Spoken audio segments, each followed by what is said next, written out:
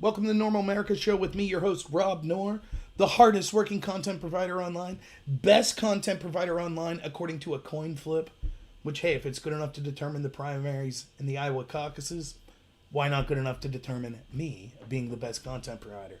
Also, been called the best by several Russians, which endorse me. Russians that are on Pokemon Go and say that I'm the greatest, so, yeah, can't disagree with them. They're under every bed, right, Democrats? What's up, Jared, Modus? Thank you all for being here. So, I'm doing my best to keep up a consistent schedule. Be here every night, Sunday, Monday, Tuesday, Wednesday at 10:30. Still doing stuff on Thursdays. Hopefully working with my friend Sarah more on Thursdays. Or doing other channels. I'm doing my radio show Saturday. So, full slate. I'm going to try to do some more short videos this week. But I'm trying my best. Once I get this new computer, which, spoiler alert, I'm going to ask for donations again at the end of the video. But once I get that new computer, which is pushed back because they're waiting for parts for COVID, I'm going to be able to do so much more on here. I'm going to get that podcast running. I'm going to make sure that I'm hitting stuff consistently. I'm going to be bringing on more guests through my Discord channel. So please check all that stuff out. What's up, Drone Tech? Thank you for being here. Great video today, by the way, Drone. Really liked it, kind of exposing. I think it was the one today that was exposing kind of the insanity that's going on with Black Lives Matter. So check out my friend Drone Tech Politics show on YouTube if you want to see a great video on just how insane the media is with this whole Black Lives Matter crap, which we'll talk about some of it today. Oh, thank you, Jared. Really appreciate it. So, yeah, if you caught my roadside rambling, you kind of heard where I'm going to start today, and that's with this Roger Stone business. And so we'll jump right into that. But first, I just want to say I hope everyone's weekend was fantastic. I had a great weekend. It was a little busy, but I had a great time. Got to do my friend's show with Drone Tech, Let's Be Frank. We did his show on Thursday. The radio show, my friend Sarah Courier joined me Saturday. That was a good show. So check out all that good stuff. You can find it online on Let's Be Frank's channel or on my channel. So, Mr. Research Hustler says, do you really know what going to... finish your thought. I'll try to answer. So, one of the things I want to do is start doing at least one show a week that's more audience oriented, including taking calls and stuff like that. That might become my Sunday night show. But again, I have to, once I get that new computer, I'll be able to do a lot more. For those of you who don't know, I'm using this old crappy guy. Thank you, Drone Tech. I'm using this old crappy guy right here. It just does not have the power to... it doesn't have the power to do like a Zoom chat or a Discord chat and live stream at the same time. Thank you so much for the donation, Drone Tech. He says, let me know if you need help with the new PC. I will. So it's going to be a laptop for now just because I travel, so I'm at my work office now. But yeah, eventually I got some stuff in the work. So we'll see what's up. Jared says, 91% chance that Trump's going to win. Republican voter registrations are up countrywide with 4 million new registrations in California alone. I mean, I think that if there was any fairness or any objectiveness in the world, there's no doubt Trump would win in a landslide. And it's not even because Trump is so great, though. I think Trump, especially this past week, has been doing better. And, to me, he's still the greatest president in my lifetime because they've all been so terrible. But I think that the reason Trump should win is because the Democrats are showing themselves for how much they hate this country. And people are starting to see what a true Democrat administration that had unfettered power would look like. It would look like you will be beaten, you will be subjected to the mob. If you're a certain skin color, that you will have racism enacted upon you every day. If you're a certain religion, that's white, by the way. If you're a Christian, you'll have bigotry enacted against you. If you're a man, you'll have bigotry enacted against you. The rule of law will be turned on its head. The concept of innocent until proven guilty will be turned on its head. There will be no police. You will not have the right to defend yourself. You will not have free speech. So I think people are waking up to that, and hopefully that is driving new registration where people say, look, even if I don't like the Republicans or Donald Trump, how can I stand by and watch my country be destroyed by these globalist fascists or by the other wing, the globalist Marxist, who are also fascist? Weird how that works, isn't it? So yeah, I hope that's the case. But let me say, Jared, what's up, Abaddon on D-Live? Thanks for being here. Let me say, Jared, never underestimate how much the establishment will cheat. I mean, we've literally seen them encourage riots to destroy this country because they think it'll hurt Donald Trump. We've seen them condemn a medication that could have halved the deaths from COVID we saw in hydrochloroquine because they'd rather see tens of thousands of people die than give Donald Trump a perceived victory. We've seen them intentionally try to collapse the economy with the COVID lockdowns because they thought it would hurt Donald Trump. We've seen Democratic governors intentionally put the most at-risk populations, old people, into nursing homes knowing they were COVID positive to create death camps there, which led to tens of thousands of deaths, all in an effort to hurt Donald Trump. So if you think they're beyond some pure old good fashioned vote corruption, mail-in voter fraud, they're going to pull out all the stops. And it's going to get worse as we get closer to the election. So, do I think, one tortilla chip, thanks for being here on D-Live. You say, do I think there's any chance of the Dems becoming normal again? By normal, I mean not alt-left. Same for big media and big tech. I think that it could happen if the right wins enough over and over again. You know, there are certainly people on the left that are still normal. In fact, some of the best people pushing back against this kind of Marxism that we see from Black Lives Matter and the insanity of the cancel culture are people that consider themselves on the left. Like the Weinstein brothers, Dave Rubin, Joe Rogan, Michael Tracy, Glenn Greenwald, Matt Taibbi. All of these people are on the left, and they're pushing heavily back against. So certainly if the left lost bad enough, what's up, Vita? If the left lost bad enough, I think that maybe you would start to see them. But, you know, I say this all the time. And I truly mean this. And I hope that people, I think Drone Tech, for one, someone who knows me pretty well. Modus has been here a long time as well. I have plenty of friends on the left. And I hope that my show is a show that people on the left could watch. I admit my bias. I'm on the right. I'm conservative. I'm a Republican. I ran as a Republican. But I certainly criticize the Republican Party quite often. And I have a lot of friends on the left. And so I say all the time on this show, let's just say you hate Donald Trump, right? And you're not a fan of the Republicans. That's not beyond the realm of possibility. Who's your party right now? Let's say, like, for example, I know a lot of people that are pro-union Democrats. They grew up thinking the Democrats were the party of the working people for the unions and things like that. Now, I have my problems with unions, but fair enough. That's a fair position to have, to be one of those pro-union Democrats. Who's your party now? The party of the TPP with Barack Obama? The party of NAFTA? The party that's crushed American workers? Is that your party? Is your party this current Democratic Party that wants open borders to undercut your labor? That wants to end your health care through this Medicare for All scheme that would end the health care that unions fought so hard for? So who will these unions vote for? They probably don't like Donald Trump. Who's representing them? And the sad truth is, when you start to look at most normal Americans, neither party's representing them. And I say that as a Republican. Where are the Republican leaders pushing back against the insanity we see coming from the left right now? Most of them are being quiet, just waiting to hope that they don't have a negative news story so they could get reelected and continue to collect their hundreds of thousands of dollars. It's shameful. It's a disgrace. So, yeah, the mail-in voter fraud is going to be insane.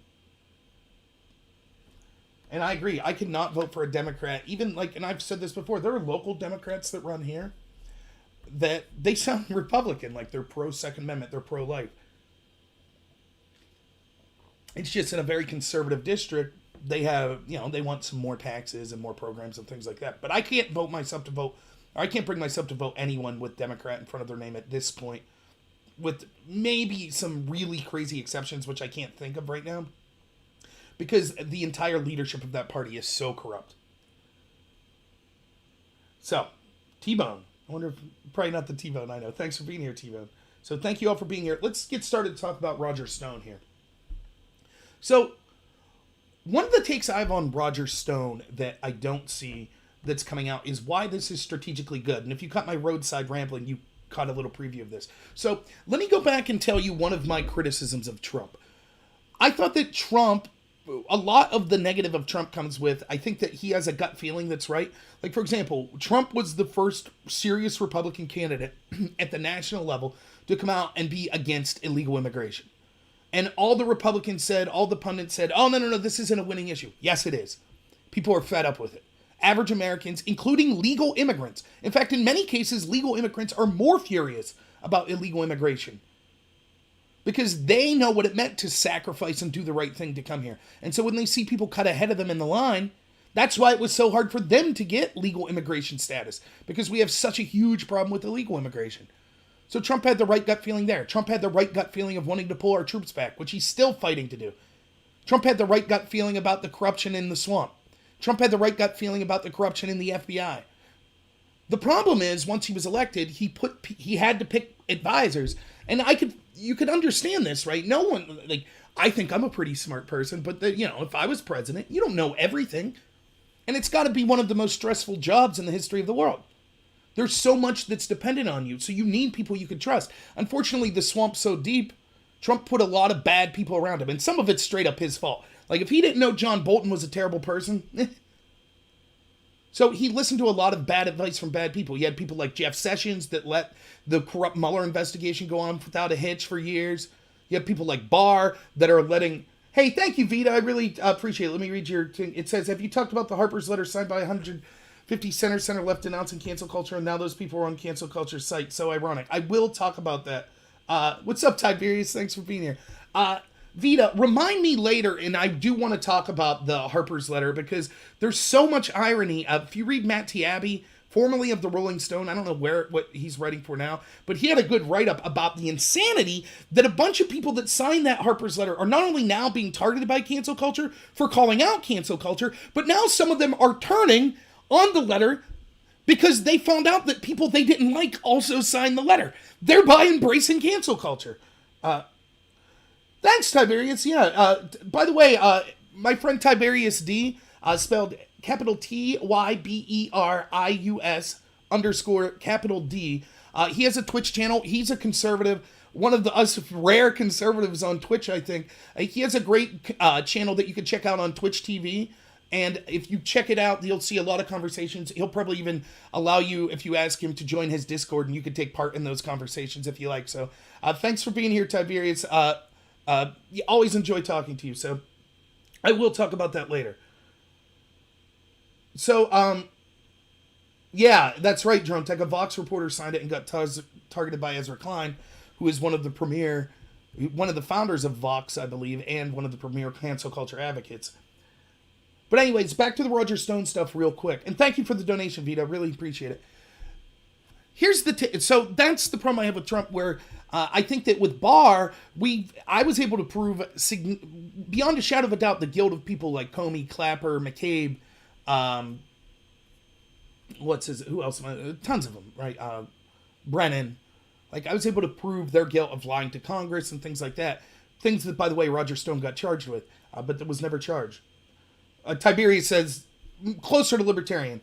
Social liberal, economic conservative. That's close to what I am as well, Tiberius D. For example, I'm for gay marriage and things like that, for legalization of marijuana, things like that. But definitely economically conservative. So, anyways, with all of this going on, the scale, and it seemed like even IG Horowitz was recommended people like Comey for criminal prosecution, and Barr declined. And I know a lot of people that follow Q or that are other Trump supporters in different ways told me, oh, no, don't be upset. The reason that they let Comey get off with these little crimes is because they'll get him with big crimes down the road. I'm skeptical, and that's still not an excuse to allow leaks and to allow lying to Congress and to investigators and say, well, we're not going to prosecute those little crimes, while at the same time they're going after everyone connected to Trump that they could ring up on any of these process crimes, like Roger Stone. So one of the reasons I think that Trump allowed this to happen was there were probably people in his ear saying, Mr. President, we'll go after these people when we get closer to the election. And so if we decide to charge, for example, James Comey 2 months before the election, that'll look really good for you going into the election. I think that's a huge mistake for two reasons. One, I don't care about things like that. I care about justice, and justice should be served as quickly and expediently as possible. And so when we know that there were crimes that, let's just take Comey committed, that were proved, that were recommended to be prosecuted by the IG, they should have been prosecuted. And then if they later find that Comey committed more crimes, they should be prosecuted as well. Instead, they let those first crimes go because allegedly there'll be bigger crimes down the road. That makes no sense. And to me, it's just kind of a spoiler that Comey's not going to get in any trouble. That's what I saw likely to happen. And I think Trump would have been furious about this, but he had bad people around him that were saying, oh, wait until closer to the election. So one, morally, he should have done it. But second, strategically, they should have charged these people because I think it could have helped in the 2018 election, which could have avoided the impeachment fiasco, and which would have made this COVID and Black Lives Matter stuff seem all the less impressive to the average American. Because here's the deal. You could tell the average American over and over, look how corrupt the system is, look how corrupt the system is. But until you actually, because the left controls the narrative, they're going to be able to spin this over and over. I mean, read the IG report on the FBI FISA abuse. It's damning. It's one of the most damning, critical documents I've ever read, indicting a government agency. And yet the left was able to spin it as no big deal. No big deal whatsoever. And so when I talk to my friend down the street that's a farmer and I'm like, what'd you think about this vice abuse? He's like, what? Because there were no prosecutions when there should have been.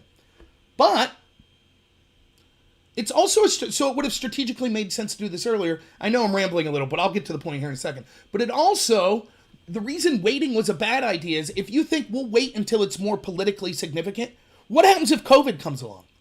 What happens if the left decides to become so corrupt that they're cheering for global Marxism and riots in the street?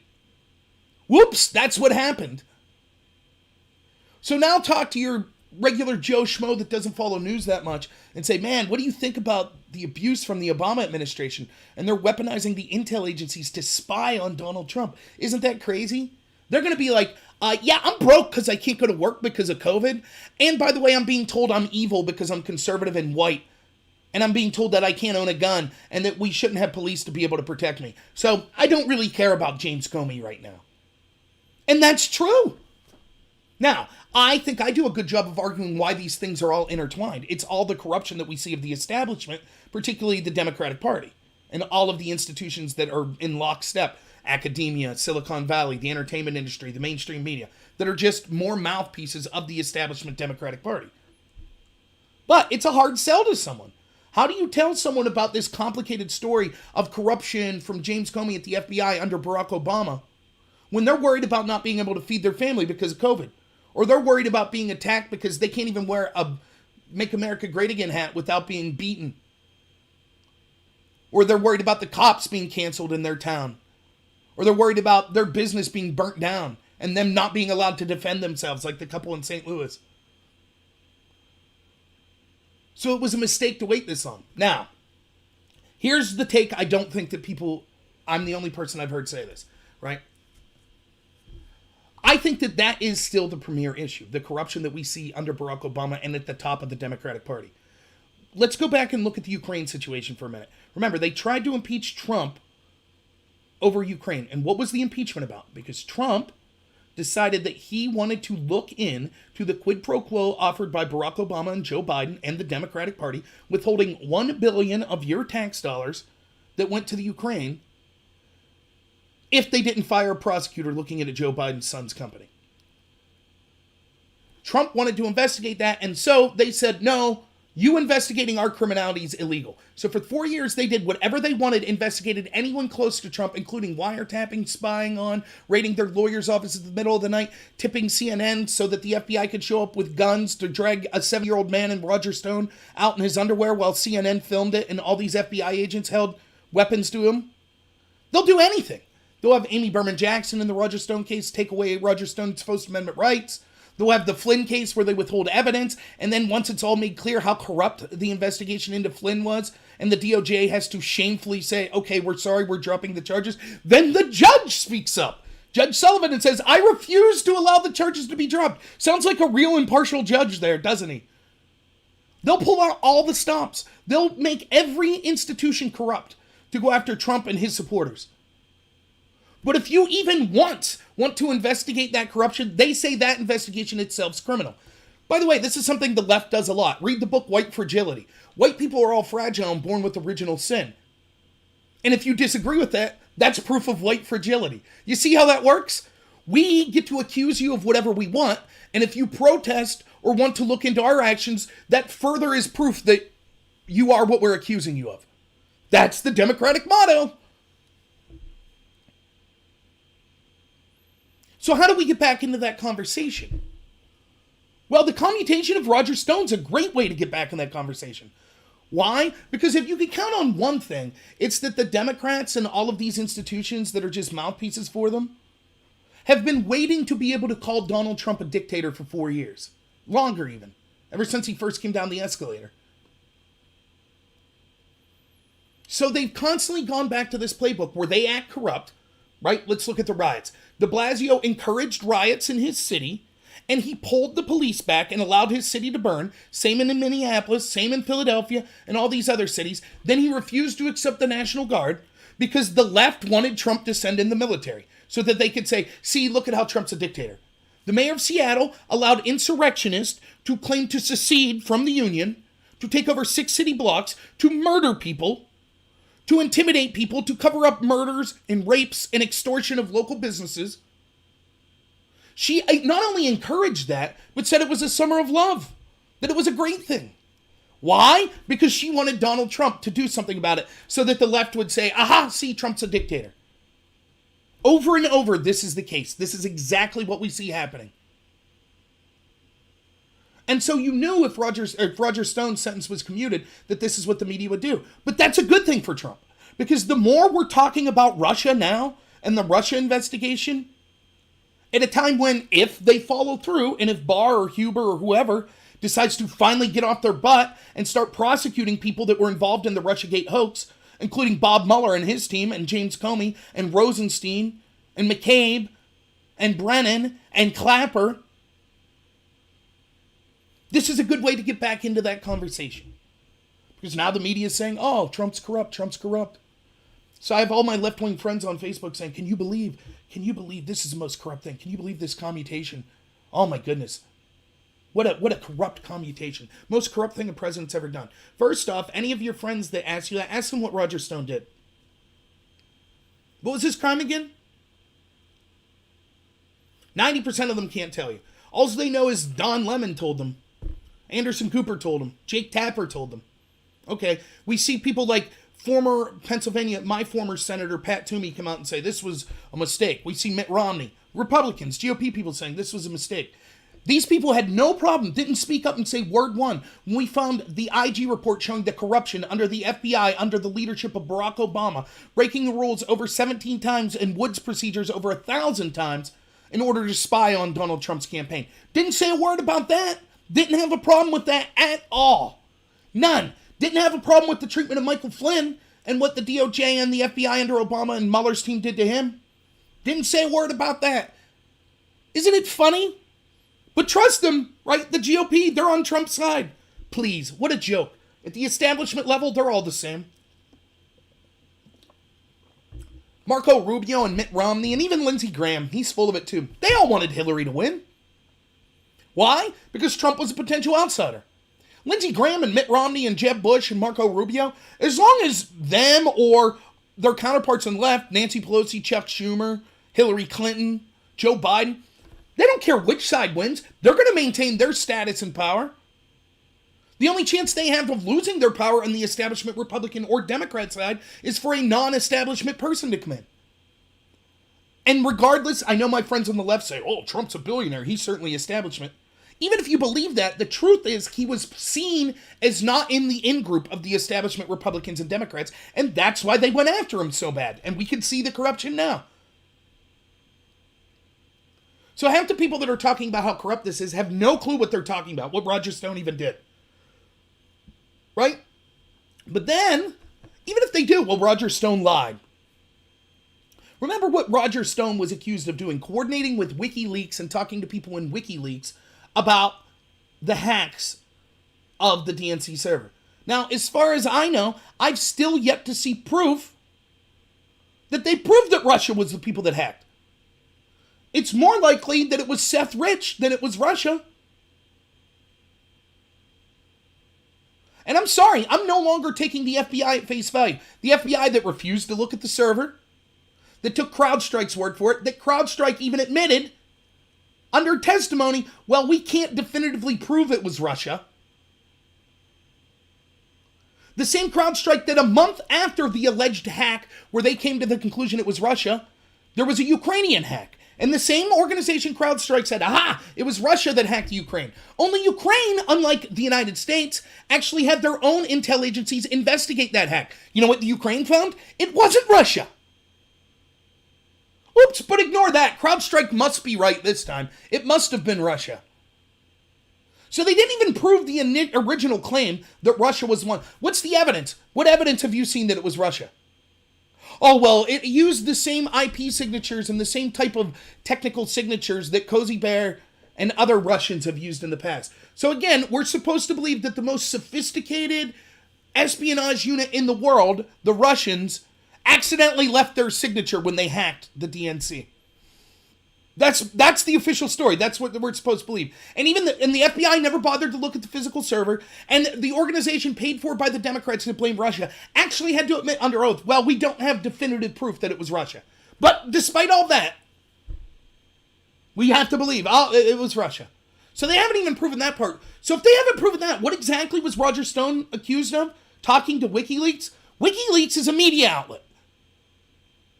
They get confidential sources and report newsworthy things. That's what they do. How many times, for example, has NBC or CBS or CNN or the New York Times or the Washington Post received leaks from Trump administration, confidential information designed to make Trump look bad? And how many times have Democrats then contacted those news agencies to get further information on those leaks? Is that a crime?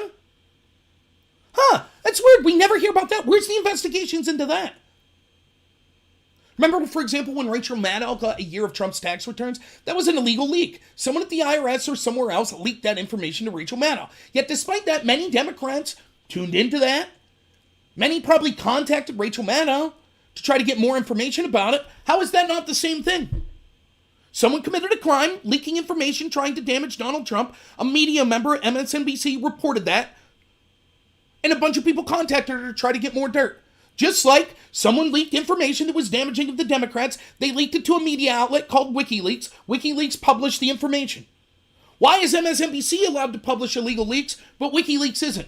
Why is it considered shady and worthy of investigation for someone who supports Donald Trump to contact WikiLeaks, but it wouldn't be for someone who hates Donald Trump to contact MSNBC?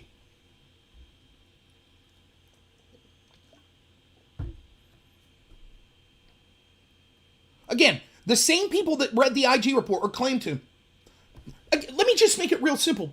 The IG report on the FISA abuse said two things that are so incredibly damning, I've yet to hear anyone offer any bit of credible pushback on this that hates Trump. One, and this is the lesser of the two, an FBI lawyer literally asked for information from the CIA saying, was Carter Page a CIA asset? The CIA emailed him back, yes, he was a CIA asset. That means that the person they spied on, Carter Page, accusing him of being a Russian spy, that's what they accused him of to spy on him. The FBI knew that 3 years earlier, that same guy worked as an undercover agent for the CIA. Get this, you ready? You know what he did? To throw Russians in jail.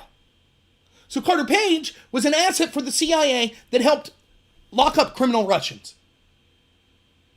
So despite the fact that they had no proof other than the Steele dossier, which was all garbage, by the way, it was Russia propaganda, Bob Mueller never sought to investigate that Russian disinformation.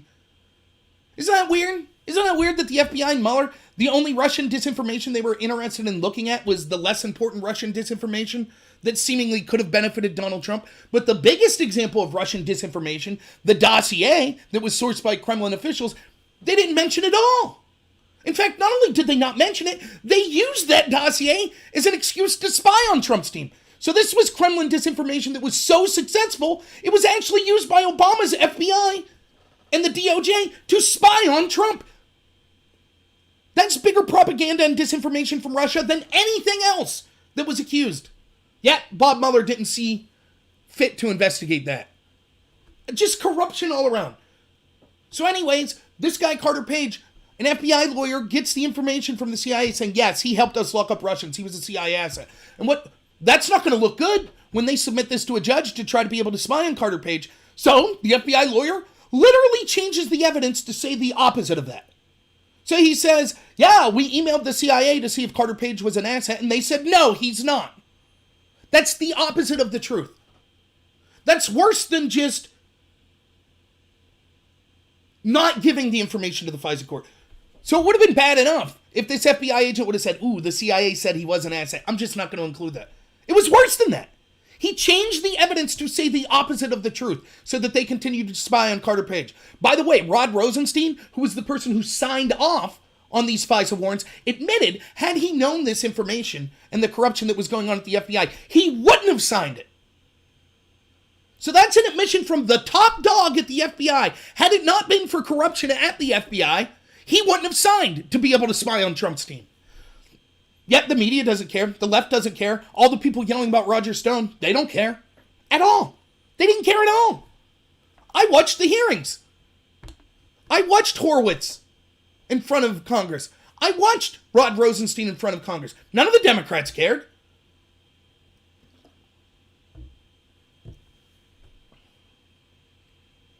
They didn't care. So that's one. That's the lesser of the two. That's one thing that the FBI did. Right? Here's the second. And by the way, there's 17 of these, but these are the two big. Here's the biggest one. All of this was based on Christopher Steele's dossier. That's how they spied on Carter Page. And by spying on Carter Page, the two-hop rule meant that they could spy on Trump and everyone connected in his campaign. So this was how they got to spy on Trump and his entire team. First, through the FBI making up evidence to say the opposite of what it was. And second, Christopher Steele was the person who compiled this dossier. But Christopher Steele didn't see anything himself. He was just a secondhand witness. Right?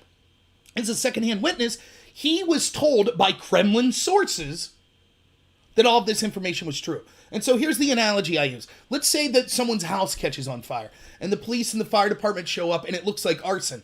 And I come up to the police and I say, officer, I have something to say. And they're like, oh, what's up, Rob? And I say, listen, my other neighbor across the way, we'll just call him Jim. My neighbor Jim said that he saw some guys in black ski masks around that house before the fire started. And then they jumped in a car. It looked like a black van and they left.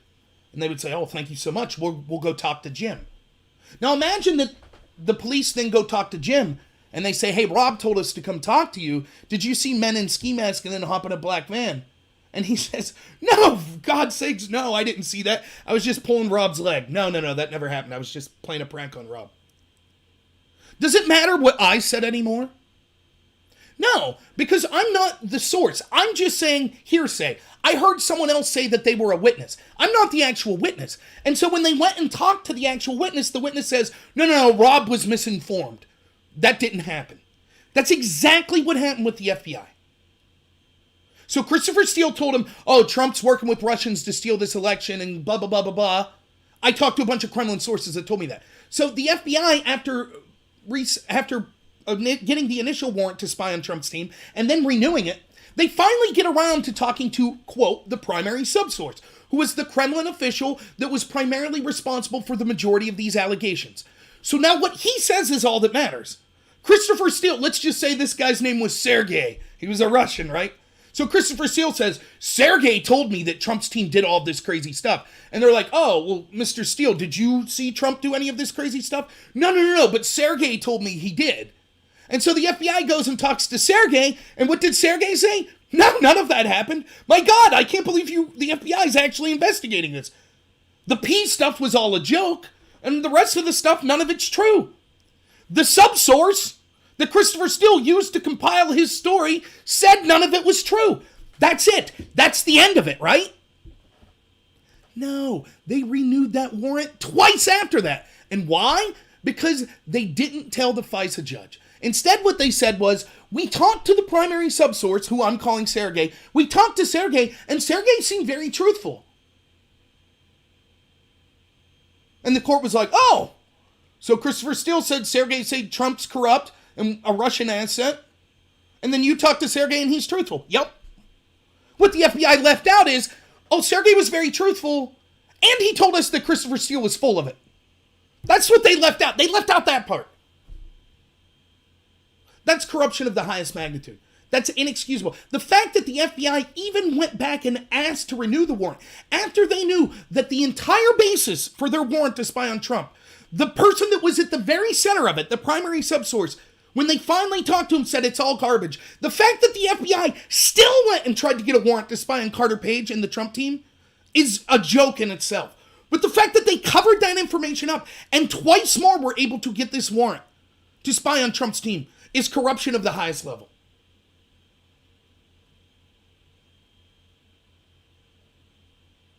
Now, you ask your friends on Facebook that are talking about the commutation of Roger Stone being so corrupt. Ask them if they know any of that. Now, they might say, well, what's that have to do with Roger Stone? Well, here's what it has to do with Roger Stone, because the investigation was a sham. And that's just the FISA abuse. I'll talk to anyone in the country, anyone. You bring up any left-wing person. Because here's what happened, right? So the FISA, this was the first, Mother Jones, for example, reported on the dossier, I believe, 2 days before the election. BuzzFeed then released the dossier, CNN released the dossier, etc.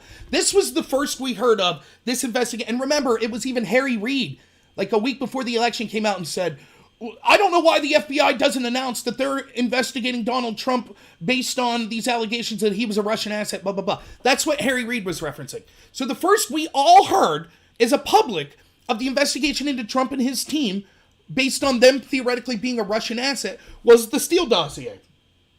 For a year, the DNC and Hillary's team denied that they paid for the dossier. They lied. And then once the truth became public, they were like, well, okay, we lied. Yeah, we paid for it. So then the media had to shift their narrative. Boy, it looks real bad if an unverified Kremlin-sourced dossier paid for by the Democrats were the reason to start an investigation into Trump. So they said, no, that wasn't the start. That wasn't the start of it. It was George Papadopoulos. That was the start of it. It started July 30th, 2016. That was the start of their investigation. We're now going to find out that was a lie. They actually started investigating Trump and people close to him well before the now admitted start date. Doesn't matter because the left controls the narrative and the Republicans are inept. So they'll just say, oh, of course it started before July 30th. Because that's what they do. They just lie. And they get away with it. Remember Adam Schiff? He saw proof that Trump was colluding with Russia. Only then when his guy Mueller was definitively said there was no collusion, or there was no criminal conspiracy to collude, Schiff was a liar. He said he saw the proof. Did that mean that Schiff was disgraced from the media? No, he's stronger than ever. Then he got to lead an impeachment investigation. He lies over and over again. He lied about the impeachment stuff, where he had connections to the whistleblower. He lied about all of that. Didn't matter. Media still brings him on because the media is just part of the Democratic Party. So we can go to Papadopoulos. I'm not going to get into it, but Papadopoulos, we're going to find out the Maltese professor that first told him that Russians allegedly had dirty emails on Hillary Clinton. That Maltese professor is most likely a UK intelligence asset. We know that Stephen Harper and a woman who went by the name of Azra Turk that were both FBI spies were spying on George Papadopoulos. Mifsud, the one who told Papadopoulos that Russians had dirt, is either a UK asset, which literally means that the start of the entire Russia investigation was US intelligence working with UK intelligence to send a spy to talk to a low-level Trump person. And then when that low-level Trump person told an Australian diplomat who was also a spy for the FBI what the spy for the UK said to him, hey, Russians have dirt, that was their foot to get into spying on Trump's team. That's insane. Imagine what that means. That means that Trump could have an allied government, let's say Boris Johnson in the UK. Let's say that Trump says, hey, Boris, I want you to send an MI6 member to talk to someone in Biden's team and say, hey, Biden, we heard that the Chinese have, dirty emails proving that Trump cheated on his tax returns. They say that to a low-level Biden employee, and then that Biden employee gets drunk and talks to someone else who's spying for the Trump team and says, yeah, I heard that the UK said that China's got dirt on Trump. Boom, reason to investigate Biden and spy on his entire campaign. It's nonsense. So I'd go toe for toe with anyone in the country on the left. And it's not because I'm that smart, though I am. But it's also because I have the facts on my side. The entire Russia investigation was a joke. It was a joke. Roger Stone, Amy Berman Jackson, the corrupt judge, which you should just look into the details of the judge into that case. Not only did she tell Stone that he wasn't allowed to have his First Amendment right to talk in public to defend himself, which is a right guaranteed in our Constitution. There should not be a judge that says you don't have the right to publicly declare yourself innocent. That is ridiculous. But that's what Berman Jackson said about Roger Stone and a bunch of other corrupt stuff. Initially, she offered 7 years. Bill Barr had to step in and recommend 2 years for Roger. 7 years for lying? And what was the supposed lie? That Roger Stone said that he didn't have contact with people at WikiLeaks when actually he did. So what? And if you're going to say, well, a lie's a lie, anyone who lies to the FBI or to Congress should be locked up, well then, it should be 7 years for if you're going to give 7 years to Stone, then McCabe and Rosenstein and Clapper and Brennan and Comey and Mills and Abedin and Hillary Clinton and all the other people that lied. Oh wait, the FBI, the same FBI agents The same people that are saying Stone needs locked up for lying, they're the ones who themselves lied and got 0 time. Or they investigated Hillary's people lying and gave them 0 time. So I'm sorry, I'm not going to listen to a bunch of people sit there and virtue signal how, oh my gosh, I got the vapors that Roger Stone was commuted. Oh my goodness, this is so corrupt. When they had no problem. When we know, for example, that Mills and Abedin, Hillary's top lawyers, lied to the FBI, according to Peter Strzok and his 302s and publicly available emails. Mills and Abedin both said they didn't have any knowledge of Hillary Clinton's server until after her tenure as Secretary of State. But in reality, their emails, publicly available, show them talking as early as 2009 about Hillary's private server, which was before she was Secretary of State. So they lied. Definitive proof that they lied, yet they weren't charged. We know that Hillary's team deleted subpoenaed evidence, weren't charged. We know that the FBI agents in their notes said that they thought it defined credulity, that Hillary Clinton thought the little C at the top of documents was alphabetical order and didn't stand for classified. That means she lied. She wasn't charged. So isn't it funny? We have a corrupt investigation unit in the intel system of the FBI that did everything possible to leave everyone connected to Hillary Clinton off the hook. Those same corrupt intel people lied repeatedly to Congress, which we could prove, such as Clapper saying that the NSA doesn't knowingly spy on Americans. That was a lie. Yet none of them are ever charged. But God help you if you're associated to Donald Trump, they'll throw the book at you. And then we're supposed to just accept that two-tier justice system. And if Trump says, nah, I'm not going to stand for this. I'm not going to let you throw Roger Stone in jail for 2 years over a lie where the initial crime didn't even exist. If you read what all the people are saying, the reason this is so corrupt, we know, for example, that Obama and Bill Clinton commuted way more sentences or pardoned way more people than Trump. But they're like, the reason this is uniquely bad is because Roger Stone was lying to protect Trump because Trump was colluding with Russia. Only there was no Russian collusion, as the Mueller report definitively states. So there was no underlying crime. The crime that Roger Stone's accused of, just like everyone else that got charged with a crime or connected to Trump, had nothing to do with the allegation that Trump or his team illegally worked with Russians to steal the 2016 election. The Mueller report definitively says that. And so when people are saying, Trump commuted Roger Stone to protect himself. No, he didn't. There was no underlying crime. Assange should be pardoned. Absolutely agree, Alan Spence. Hey, what's up, Joe? Ford Nation, thanks for being here. So sorry I missed the chat. I was fired up there. Anyways, the reason this is a good thing is because between this and the Mount Rushmore speech, maybe Trump is finally starting to fight back. I did a video a couple weeks ago saying it's war, inspired by Andrew Breitbart, and it is war. I'm not calling for violence in the street, but I'm calling for a full-throated defense of this country, defense of the principles of it, fighting against Marxism and globalism. Stop capitulating to them. Enough's enough. And part of that is Trump. If there's going to be corrupt judges all the way up to the Supreme Court, if there's going to be a corrupt FBI and corrupt State Department members, then Trump just needs to start going it alone. If the Republicans won't help him, he needs to do what's in his constitutional power to do so, such as this commutation, and start doing it. What's up, Brandon? Nice to hear from you, man. I haven't talked to you in a while. I'd love to hang out sometime. Hopefully I can see you soon. Here's what I would recommend Trump do right now. The former acting director of National Intelligence, Richard Grenell, is a true patriot and American. Unlike worthless people like Jeff Sessions, he actually fought back against this corruption and declassified documents showing the corruption that went on with Peter Strzok and the investigation into Flynn. I recommend that Donald Trump right now appoint a special counsel with the same powers that Bob Mueller's special counsel had, and it's led by Richard Grenell, and it looks into Joe Biden and Hunter Biden and their actions in the Ukraine and China. It looks into Barack Obama connected to that. It looks into Obama and everyone in his organization, including the FBI at the time, and the head of the CIA, Brennan, and the DNI, Clapper. looks into all of them and what role they played in investigating and spying on Donald Trump's team. Raid their lawyers' offices at the middle of the night. Screw Fox News, contact OAN, and when they're going to arrest people connected to Obama, make sure that their reporters are there so you can drag them out in their underwear.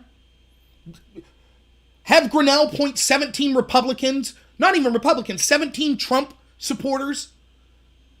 Right? Sidney Powell, point Sidney Powell to his bench, appoint a bunch of people that have worked with Trump to be on his team to investigate. He should do it all right now. All of it. Leave no stone unturned. Every single Democrat, every single one. We want their tax returns. We want to raid their lawyers' offices in the middle of the night. We want, look at crimes going back decades like they did to Trump. Every single one of them. We're going to demand that the Republicans in Congress pass legislation that say if they try to stop Richard Grinnell from investigating all these Democrats, that's corruption. That's what should have happened. Right now.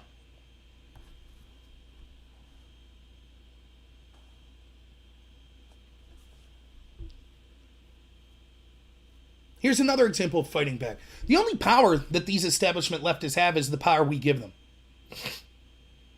Alone, we're weak. If we start standing together, they don't have power over us.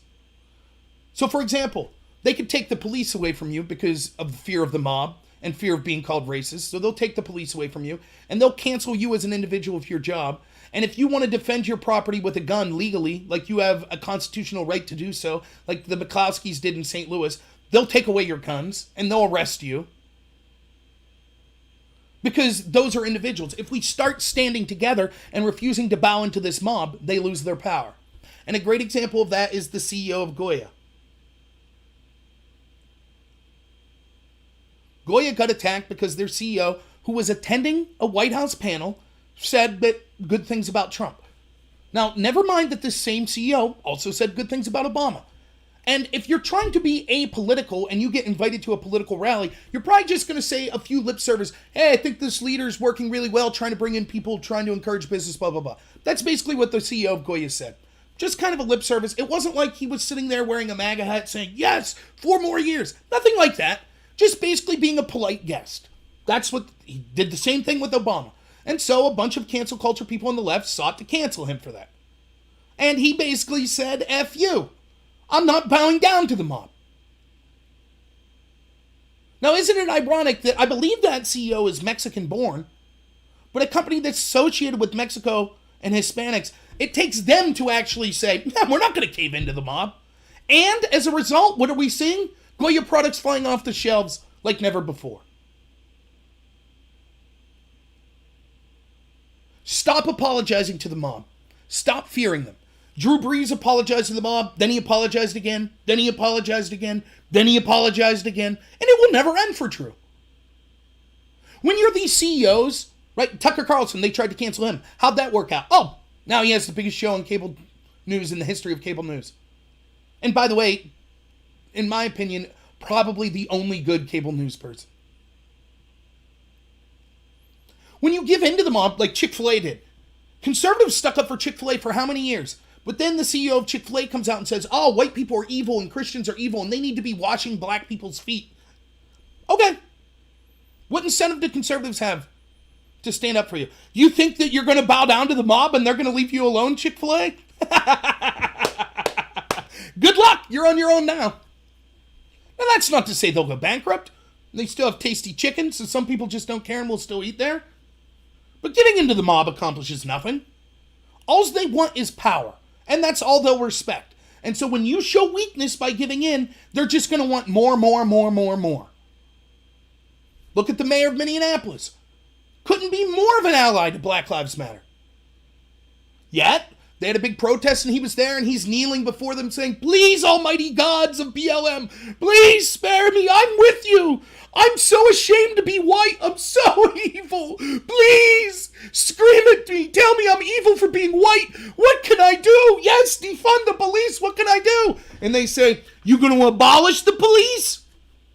And he says, I can't do that. I'm with you on everything, but I can't do that. And they're like, get out. And they shame him out. It's not enough. That guy could grovel and cry all he wants. It'll never be enough. Ever. That's what the mob is.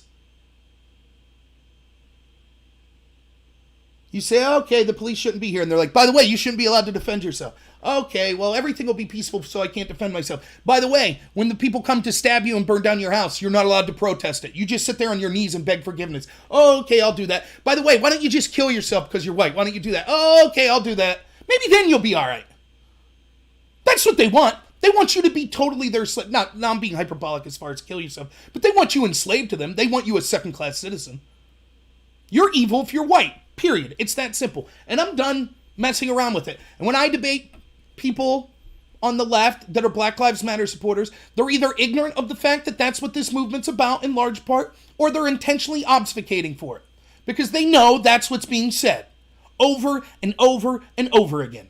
The idea of white people having original sin, the destruction of history, to make it seem as if only white people and their ancestors did anything bad in their history. That's what this is about. Making you guilty for sins that occurred 200 years before you were born. That's what it's about. That's racism. When they say you are guilty of something or that you have benefited for something because of your skin color and you should be judged accordingly or have to pay some price, that's racism.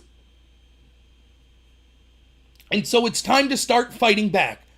Don't be intimidated by them calling you racist. You know what's in your heart. I'm not going to listen to them. I'm sick and tired of it. And I'm tired of acting like, well, maybe there's a good idea to go along with this Marxism that they're preaching. There's not. They want to erase history because if we look at history, every example we could see of their Marxist ideology has led to millions of people dying in genocides. Every single time that we've tried to embrace Marxism. And so if you're cheering for Marxism, the first thing you would want to do is erase history. Because if people look at history, it'd be like, geez, every time your movement's been enacted, it's been a horrible disaster. Well, history's racist, so... Thanks, Building the Realm. I really appreciate it. I'm trying to grow my channel. I think I bring a lot of good things to the table. I'm authentic. Like, I'll criticize both sides. I don't care. I think I'm well-spoken. And I'm probably the most handsome streamer out there. I think we could all agree on that. Check out my nifty pineapple shirt I'm wearing today, right? Better than the drab t-shirts I'm normally wearing. Right, Freebird. They didn't prosecute the racist mob that was on that broke a gate to get into McCloskey's private property. I said this from the get-go before the McCloskey thing. They want you, they were against Trump using the National Guard or the military. They said that was too authoritarian. Okay. They're against the police being allowed to protect you. Okay. They don't want you to have guns to protect yourself. Okay. And when you do protect yourself, then they'll prosecute you. And I said from the, I'm one of the only channels I heard saying this. The irony is, the very conservatives that are the only ones, or not just conservatives, but almost all conservatives, but there are definitely a few people on the left that are sticking up for the police. The irony is, the people that control the police, that are claiming we don't want a police, we want to defund the police, they'll send the police after you. So they don't want the police to intervene when mobs are beating store owners, burning down buildings, crashing people's private property and threaten them. They don't want the police involved. Oh, no. That's just free speech. Burning down buildings and beating people, free speech. Get it? Wearing a MAGA hat, not free speech. That's violence. You get it? You're starting to see? Beating people up, beating someone up for wearing a Trump hat is free speech. Wearing a Trump hat is violent. You're starting to see the Orwellian nature of this? Mob coming into someone's private house, breaking down their gate, yelling and screaming and making threats to them, that's free speech and allowed. Remember, the McCloskeys didn't just go get their guns. First, they called the police, which didn't show up. Then they called their private security firm, which didn't show up. Then they got weapons and stood there peacefully and told people to leave. They didn't fire one shot, and for that, they're prosecuted. And I said, that's the irony of this. We stand up for the police, and they will still use the police as a weapon against us. And we're the only ones defending the police. It's insanity. Yeah, is this considered a Hawaiian shirt? Maybe. I guess. By the way, I used to love wearing Hawaiian shirts like all the way back 2002, 2003. I still wear them occasionally. Now they're racist, apparently. This is racist too, right?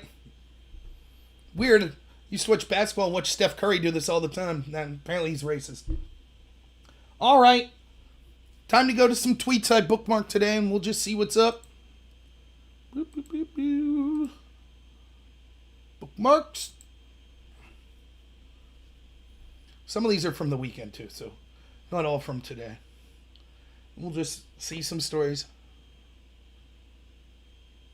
All right, let's start here. Can you guys see this? Let me make sure. This Tim Pool tweet.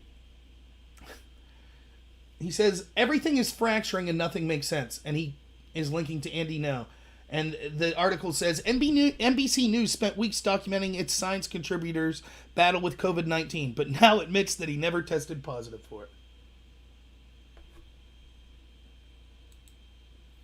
You're starting to see the propaganda. Now, again, I've gone through the COVID numbers, and this wasn't a COVID-heavy show, but I'm sure I'll be talking about it again soon. I've gone through the numbers and showed how, even if we believe all the numbers they're giving us, how their narrative makes no sense. I mean, at the very base level, they told us masks didn't work, then they admitted that they lied, that they thought masks worked all along, but they lied because they didn't want people to go out and buy masks. Only problem is, as I show you all the time, I still have it here? Oh my goodness. Here they are. Remember, this, just real quick, we'll go over this story again. So we had in February Fauci and the Surgeon General and all these other people, including CNN and the New York Times, and they all said we have to trust the experts, we have to trust the experts. They were all saying, oh, don't go buy masks. Masks don't help anyways. Cloth masks don't work. And then, now they say, you're a horrible person if you're not wearing a mask. And people were like, but wait a minute. Didn't you initially tell people not to wear a mask? And what would Dr. Fauci say? He said, well, we suspected that they did work, but we didn't want them to run out and buy masks so that nurses wouldn't be able to have them. Okay, well, if that was the case, then here's what they could have told the American people. There's no need to run out and buy the specific surgical masks that nurses use. Instead, you could just use cloth masks. In fact, maybe you have fabric at your house like this. There's a mask you could wear. That's what they're saying now. You can make a cloth mask and it's successful. So if we believe what they're saying now, that means in February, they knew that cloth masks would work. But instead of telling people that, they said, nah, we hope that the virus spreads because we're worried that if we say masks work, people will go out and buy the surgical masks. That's nonsense. They could have said, no need to buy the surgical mask, make a mask at home. It'll protect you. But they didn't. They said masks don't work. And then they admitted, oh, we had to lie to you. If they had to lie to us then, how do we know they're not lying to us now? And in every single instance, we saw the mayor of Chicago cut down haircut places. Then she went out and got a haircut. When asked about it, she said, of course, I care about my hygiene. We saw Governor Tom Wolf in my state say, you can't have these gatherings, and then violate his own order to go take a picture with Black Lives Matter holding a sign that said Blue Lives Murder. When asked about it, he just said, yeah, I did that. So every single time, and I said this from the get-go, I'm the only person in the country I've heard say this. Let's say for a minute that all of these government people and the Democratic mayors and governors and Fauci and the Surgeon General, they all truly believe that masks are important and that social distancing is important and that would help us from COVID. Let's say, which is a stretch, because I believe they want this to run rampant and they want to collapse, make it seem like a bigger deal than it is, so they could collapse the economy and hurt Trump's chance of winning. But let's say for a second that's not true, that they really meant well, okay? Just for a second, go with me on this journey. The problem is there is not enough law enforcement to enforce everyone follow these social distance and mask guidelines. And so the best thing you could do if you're in a position of leadership is to inspire trust into the people that it would be a good idea for them to comply with these requests. The way you do that is you abide by the very orders that you're recommending other people or forcing on other people. Instead, our leaders did the opposite. They said you had to social distance, well, they went out and did whatever they wanted. They said you didn't have to wear a mask, well, they went and hoarded masks. They then admitted that they had to lie to you, that they had lied to you about masks or misled you. They tell you that you can't go to work and that you're just concerned about your haircut if you're upset about the lockdown and you can't feed your family, but at the same time, they're encouraging people going out and rioting and trying to overthrow this country with Marxism in the Black Lives Matter protests. So is it any wonder that people don't trust them now? And we see that the media outlets are in it. So NBC in this story is saying, oh, our chief medical person, our chief science correspondent, he has COVID. And they're showing you pictures of him. Oh my goodness, this is so terrible, blah, blah, blah. And then it turns out it was all a lie. Just like Chris Cuomo, remember? Cuomo at CNN, he was locked in his basement. My goodness, they actually had a special segment with him rising like Lazarus from his basement. Cuomo finally, he was having delirious episodes. Finally, he comes out of his basement after a month. Only we could hear the audio where Cuomo admits, of course I was out bike riding without a mask and a neighbor yelled at me. Isn't that funny? By the way, you see all these clips that people like CNN are applauding where some woman will see someone without a mask in Walmart and she'll go, you should have a mask on, blah, blah, blah, blah, blah. But it was their anchor who was tested positive for COVID, was running around without a mask, and someone said, hey, don't you have COVID? Shouldn't you have a mask on? Their anchor said, butt out, mind your business. Isn't that odd how that works? By the way, if you haven't watched my channel, if you're new to the channel, this is how the establishment works all the time. They enact laws and rules for you that they don't feel the need to stand by. So open borders for you, gated communities for them. No guns for you, armed guards for them. No police for you, armed security for them. Your light bulb's bad and it's harming the environment, private jets for them. You're making too much money and you need to donate more, millions of dollars for them. Third lake houses for them. Over and over and over. Because they feel they're a different species than you. You suck, particularly if you're in flyover country, but God forbid you be a white Trump supporter. Oh my God, you're the worst of the worst. They're not even in the same species as you. They don't care. You're an animal. They don't like you. So you have to abide by these certain rules. Now they're special. And I tell you this all the time. The reason for this is they want to collapse the economy. They want to usher in this globalist fascist state that's just neo-feudalism. They want you totally reliant on the government. They don't want nation states. They realize the best way to usher in globalism, the biggest obstacle is the middle class, particularly in countries like the United States. And so they're seeking to destroy the middle class. That's why the Green New Deal says things like, oh, we'll make sure everyone, even if they don't want to work, gets money. They want you totally reliant on the government. And then it'll be just like the Dark Ages. They live in castles with moats and they're wealthy beyond belief. And we live like in San Francisco with needles on the street and in squalor and with people defecating and with crime everywhere. And we say, please give us food. And they say, sure, we'll throw you bread and circuses, but don't you dare criticize us. You worship us. And if you don't worship the elite, then we're going to cut off your food. We're going to cut off your ability to live. That's what this is about. It's obvious.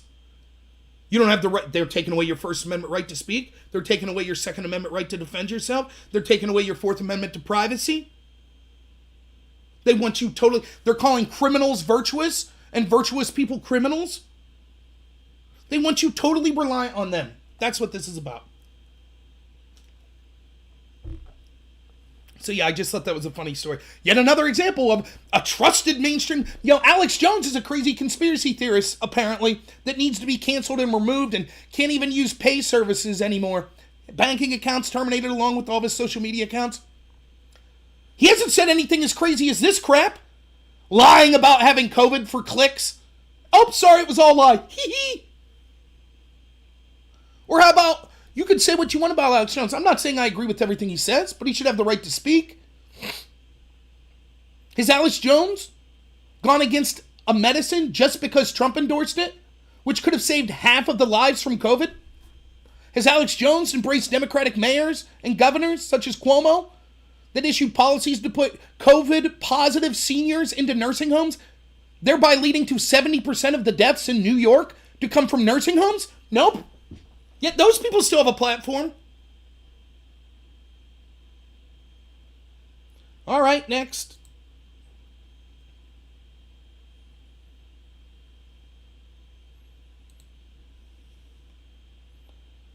Hopefully you can hear this.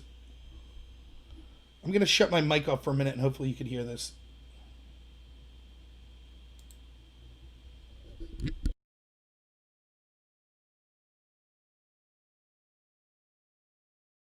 Wait, you probably couldn't hear it. 1 second. Oh, this stupid thing. Okay.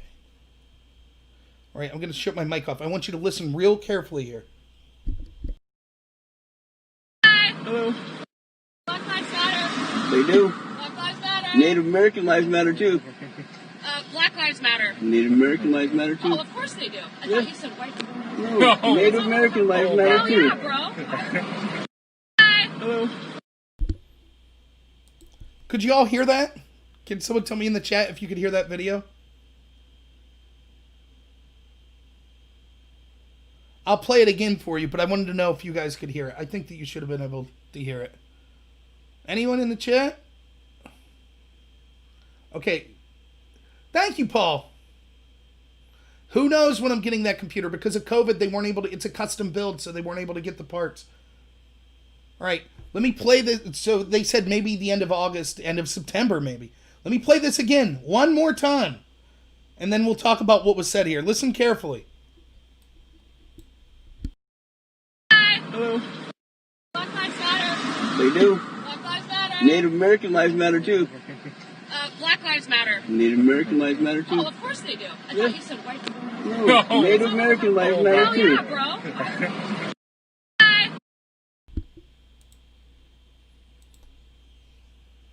So here's what happened here. You have a white person saying Black Lives Matter. And then some people say Native American lives matter. And she starts to be like, excuse me? Black lives matter? And they're like, yeah, so do Native lives. And she's like, oh, of course. I thought you said white lives. You see? You see what's going on? White lives matter? How dare you say white lives matter? Oh, you said Native American lives. Of course, that's totally cool. Yes, that's good. I didn't want you saying something racist such as white people matter. That would be racism. That'd be disgusting. White lives don't matter. Now, Native lives matter and Black lives matter. Of course. Yeah, Sci-Fi, I'm streaming on Twitch, D-Live, YouTube, and Periscope.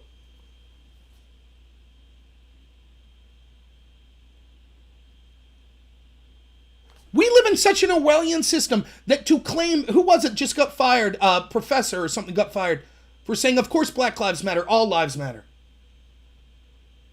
Got fired for saying that. All lives matter is considered a racist slogan. Now, the reason they say that all lives matter is considered racist is, because that's detracting from Black lives. Well, then wouldn't saying Native American lives matter also be detracting? Well, no, because that's considered an oppressive group. Oh, yes, you could say that. So I could say Black lives matter. I could say Native American lives matter. I could say trans lives matter. I could say women's lives matter. I could say Muslims' lives matter. I could say disabled lives matter. In fact, I could say any group except the ones that the intersectionalist or the cultural Marxists, as I call them, deem oppressors. So I can't say white lives matter. I can't say all lives matter. I couldn't say men's lives matters, even though statistically men are killed by police in a far higher disparity and in fact face far greater penalties in every area of law enforcement and the legal system.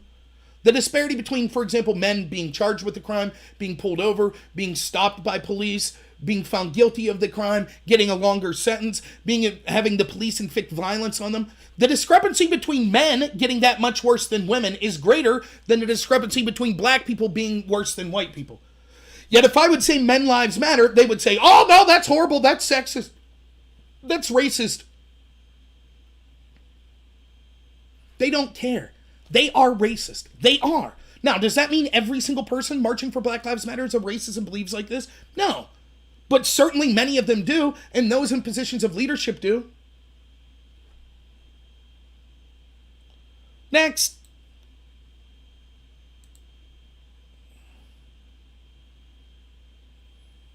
Here's Joe Biden from not long ago. The culture. Our culture. Our culture. It's not imported from some African nation or some Asian nation. It's our English jurisprudential culture. Our European culture. The culture. Our culture. Our culture. It's not imported from some African nation or some Asian nation. It's our English jurisprudential culture. Our European culture. The culture. Did you catch that? Did you catch old crazy Uncle Joe there? America is a European culture, not African culture. Now, if Donald Trump would have said that, there would be impeachment hearings tomorrow. Yeah, crazy Joe Biden says it. No one bats an eye. Tell me again how Trump's more racist. Oh, and I heard people think Trump tweeted a video where someone said white power. Oh, my goodness, that's such dog whistling to racism. Meanwhile, Barack Obama's hanging around with noted black nationalist anti-Semite Louis Farrakhan, as is most of the black caucus. No one says a word. Joe Biden saying you're not really black if you don't vote for him. No one says a word. Joe Biden says we don't have African culture, we have European culture. No one says a word. It's because it's a lie.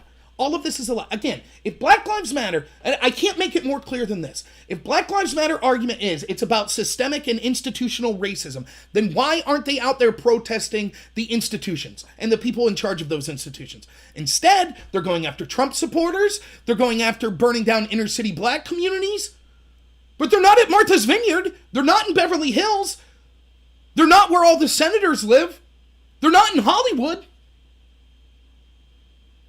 Why is that? Why is it that the anti-fascists, for example, Antifa, supposedly they're anti-fascists, right? That's what they're told. Why did they support fascist governments wanting lockdowns? Now, you can make a case. Hey, I think that the governments should have the power to institute lockdowns if it's for the public health to protect us from a disease. That's not what anti-fascists would believe, though. Anti-fascists would say, no, we don't trust the government to have that sort of authority to tell people they don't have the right to freely move about. But somehow, Antifa protested for the government. Black Lives Matter wound up voting for the very people controlling the institutions in all of these cities that have controlled them for 60 years. So they say, the institutions in our city are racist. And the Democrats say, yep, we agree. And it's like, but wait a minute, you Democrats have controlled it for 60 years. Now you're admitting that your institutions were all racist? Yeah, but this time it'll be different. Vote for us. And Black Lives Matter says, okay, you got it.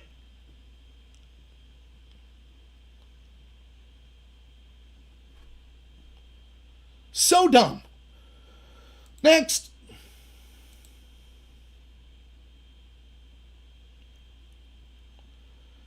Here's a story you won't hear. So I read this story, and it's... I'm not going to click on the link because my computer is crappy and it'll slow down. But here's what happened. This girl and her Hispanic boyfriend got in an argument with some black gentlemen over Black Lives Matter, and they were saying all lives matter. Or they were at least arguing about Black Lives Matter. I don't know that it says specifically they said all lives matter. But guns were pulled by both sides, and the black gentleman left. And then after they left, they went a block or so away and then started shooting, and they killed this woman. So there are Black Lives Matter protesting, getting upset that someone didn't agree with their message of Black Lives Matter and murdering them for it. Now, is this national news?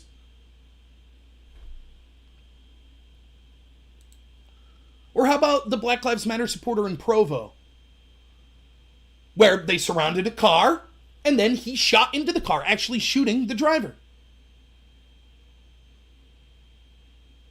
Now, notice in my debate with Prime Case the other day, who supports Black Lives Matter, every time I bring these cases up, he said, I didn't hear of them. I don't know about them. Of course you don't. Black Lives Matter, they've never done anything wrong. I know, I listen to Anderson Cooper, he tells me.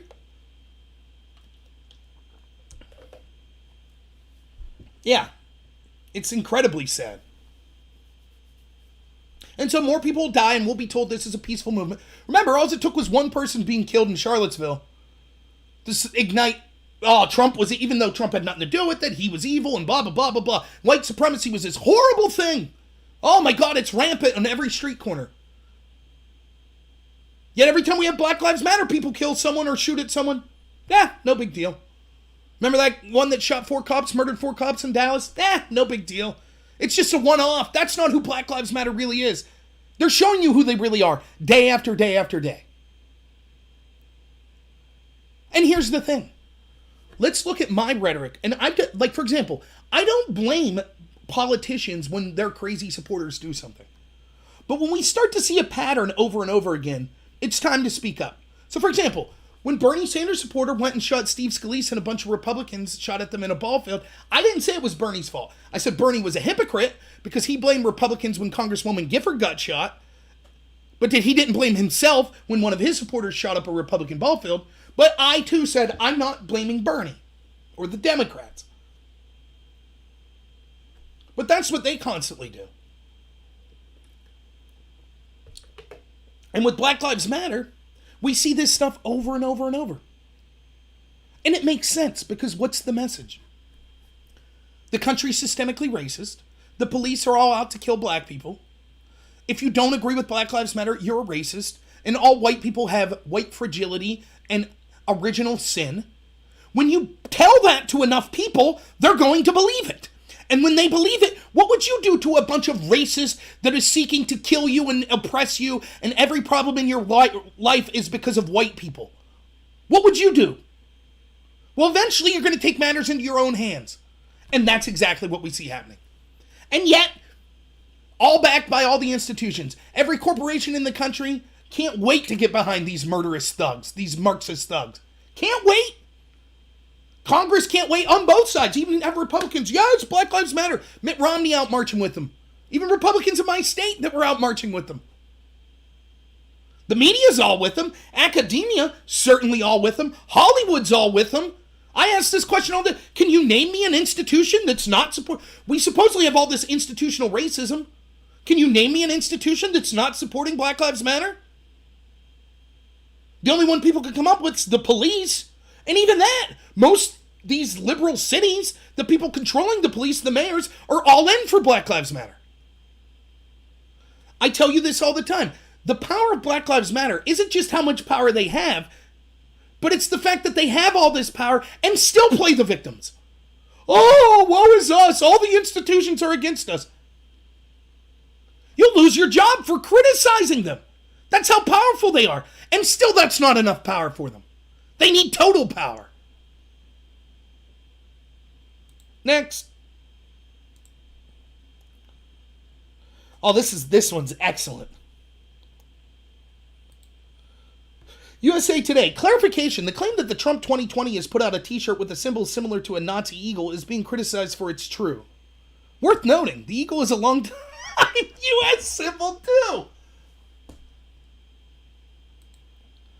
Oh my gosh, this story. When I debate someone, they'll say this to me. They'll ask for a source, which is fine, asking for a source. And then when I provide a source, if it's not CNN or the New York Times or the Washington Post or something like that, they'll say, this isn't a credible source. True Pundit, Gateway Pundit, these aren't credible. Fox News. So they have this Overton window where they say these are the sources that are legitimate. And we have to pretend then that these mainstream outlets are legitimate. So here we have USA Today, considered a legitimate news outlet. They put out a tweet saying that Trump has a shirt off with an eagle and that was a Nazi symbol. And then people responded, do you have a quarter where you can see the eagle on the back of it? Or how about Nancy Pelosi's seal as Speaker of the House with that same eagle on it? In fact, our national bird is, you ready for this, an eagle? So isn't it true, long before the Nazis used this symbol, we did in the United States? And USA Today's like, okay. First off, the Nazis used the eagle, but yeah, I guess the United States does too. This is how unethical the media is. This is the norm, not the exception. Now take a complicated story for a minute. Let's just pick one at random. COVID, right? Seems complicated. There's lots of ins and outs. Most of us don't have access to all of the data. And even if we do have access to all the data, we can't prove that the data is true because we're just individuals that, we're not the Surgeon General that could go into a hospital and say, give me your numbers right now. We're just trusting other people reporting it. And most of us aren't in the medical profession and we don't know a lot about this stuff. So at some degree, we're reliant on other people for the data, for recommendations, for how to interpret the data, all of this stuff. It's complicated. The media is giving you a spin on this, why Trump's evil, and people are believing it. Okay? Now, it's hard to prove. I try to argue and prove why the media is wrong here, but it's harder. But know this, the same media that's doing that is also the same media that's saying, oh, an eagle? Trump used an eagle? That's Nazi propaganda. And then when finally their feet are held to the fire, they're like, well, okay, it can also be American, but Nazis use it too. With such a blatant lie, why would you trust anything USA Today says? Why?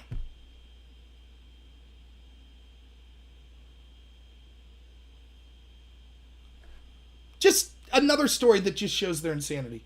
I'm running short on time, so I'll keep moving, but man.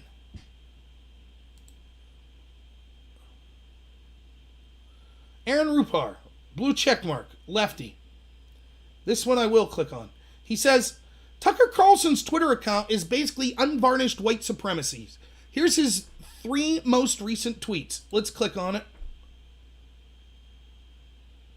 Number 1, City of Seattle to workers, undo your whiteness.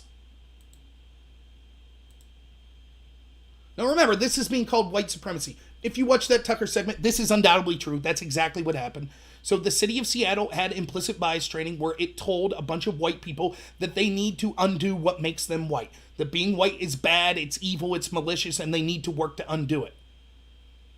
That happened in the city of Seattle.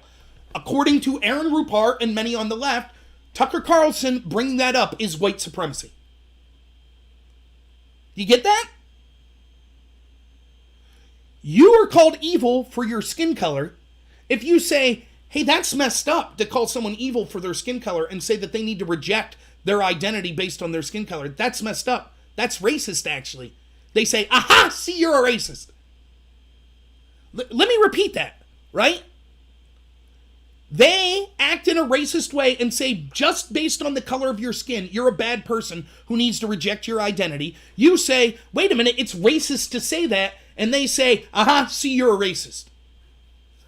You starting to see a pattern here? Like, let's see how that pattern fits into this. They use Russian sources to argue that you need to be investigated for working with Russians to get dirt on their opponent. So the entire investigation into Trump was the accusation he tried to get dirt on Hillary from Russians. And so the way they started that investigation was getting dirt on Trump from Russians paid for by Hillary. You're starting to see the pattern here? They are what they accuse you of. And then when you point that out, they say that's more proof that you're immoral.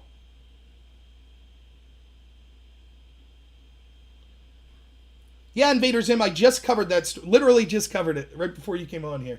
That was if you saw, it was the previous story, the white woman who was shot. She had a Hispanic boyfriend, got in an argument with Black Lives Matter people because they were saying all lives matter.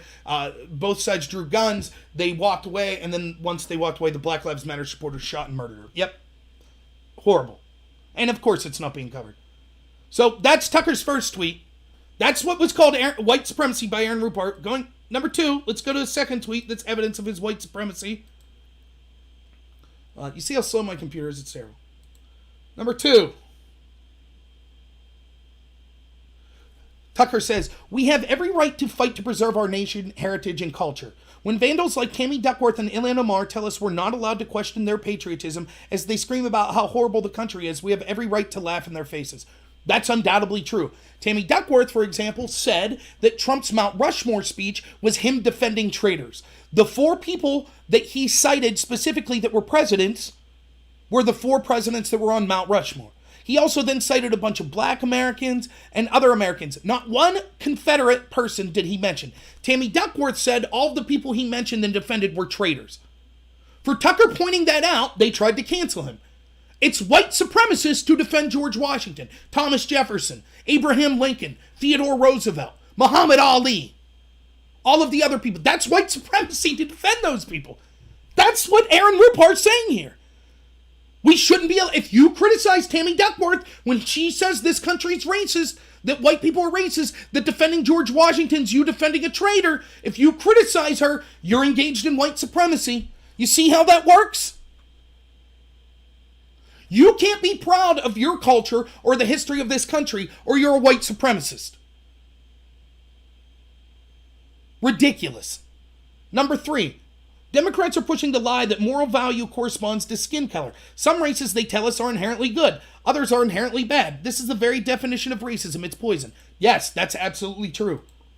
As I showed you in the first example.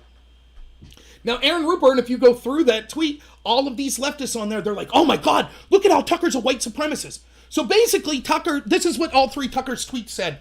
The Democrats are saying white people are evil or have original sin based on their skin color, or they're saying that wanting to celebrate Independence Day and the founders of this country is racist, and we should reject all of that. Particularly because saying white people are more sinful or morally inferior to other people because of the color of their skin is racism.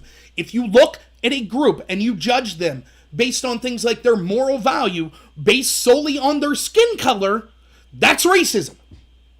That's the same thing the white racists do. When they look at black people and say black people are inferior, they're less than me because of their skin color. That's racism. We reject that. Horrible.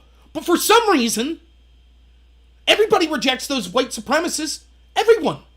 Everyone of relevance, other than a few fringe people. But every institution in this country is backing the Democrats, saying, yes, white people are born with original sin. They're less moral than other people.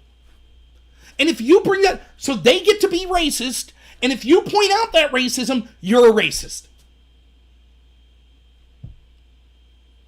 It is unbelievable. Think if the right controlled this narrative and were able to do this. And it's happened in the past. The Iraq War, for example. Oh, we got to go to the Iraq War. Actually, I question this. I don't know that going to the Iraq War, I haven't seen proof that we should go. And we should have definitive proof before we send our troops to die and kill other people in other countries. Oh, so you're not a patriot, you hate the country. No, the exact opposite. I question it because of patriotism. Oh, you hate the country. You either have to agree with us or you hate the country. Now it's white people are sinful, and if you disagree with us, you're a racist.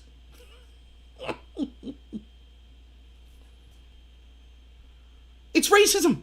That's what Black Lives Matter is. That's what's being pushed in critical race theory in almost every university in the country.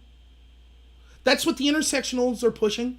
That's what books like White Fragility are pushing. That's what the Democrats are pushing. That's what the media is pushing, what the entertainment industry is pushing, what Silicon Valley is pushing. Every corporation that's endorsing Black Lives Matter, that's what they're pushing. All of it. Imagine if every corporation in this country was signing on to a group that said black people are morally inferior to whites. Imagine if that was the case. It would be hellacious. I would be right there with black people saying, this is garbage. I would be right there fighting against this. But you say it about white people, no problem.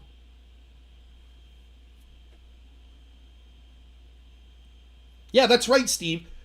The Party of Peace, the Democrats, they're stopping Trump from pulling out of these foreign regime change wars. Absolutely. Remember, I was into music, punk music, rock. Remember, punk against Bush. Bush lied. People died. Remember Bruce Springsteen and everyone? Oh, we're against all these wars. Remember the big peace movement when Bush was there? And then Obama came in and he just continued and expanded those wars. And all of a sudden, all the hip, cool people that were anti-war, they're pretty damn quiet then, weren't they? Obama got a Nobel Peace Prize for his efforts of expanding wars. And now, the xenophobe, Trump, right? The person who's an insane xenophobic dictator who just wants to use force everywhere. He's trying to pull out of the wars, and the people that claim to be the Party of Peace are forcing us to stay in.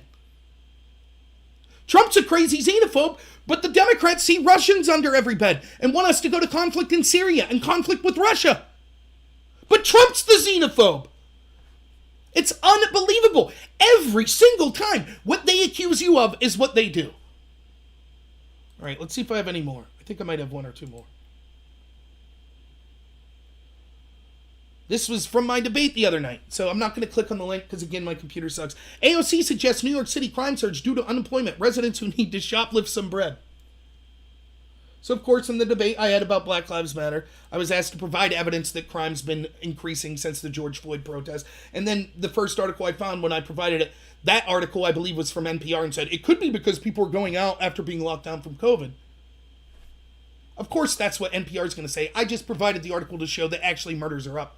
And they're up even more every month. Now they're increasing in places like Philadelphia, Chicago, Detroit, DC, New York City. Why? Atlanta.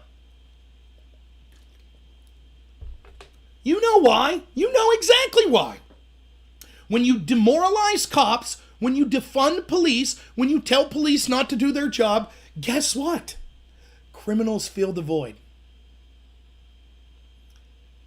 The lie that's being told by the people I debated that say, oh, no, people aren't criminal in nature. The only reason they act in a criminal way is because the police. If we just got rid of the police, then there wouldn't be crime.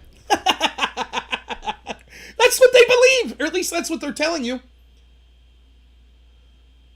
And I showed the study on my last stream that talks specifically about how the Ferguson effect and about how thousands of deaths are attributable to the fact that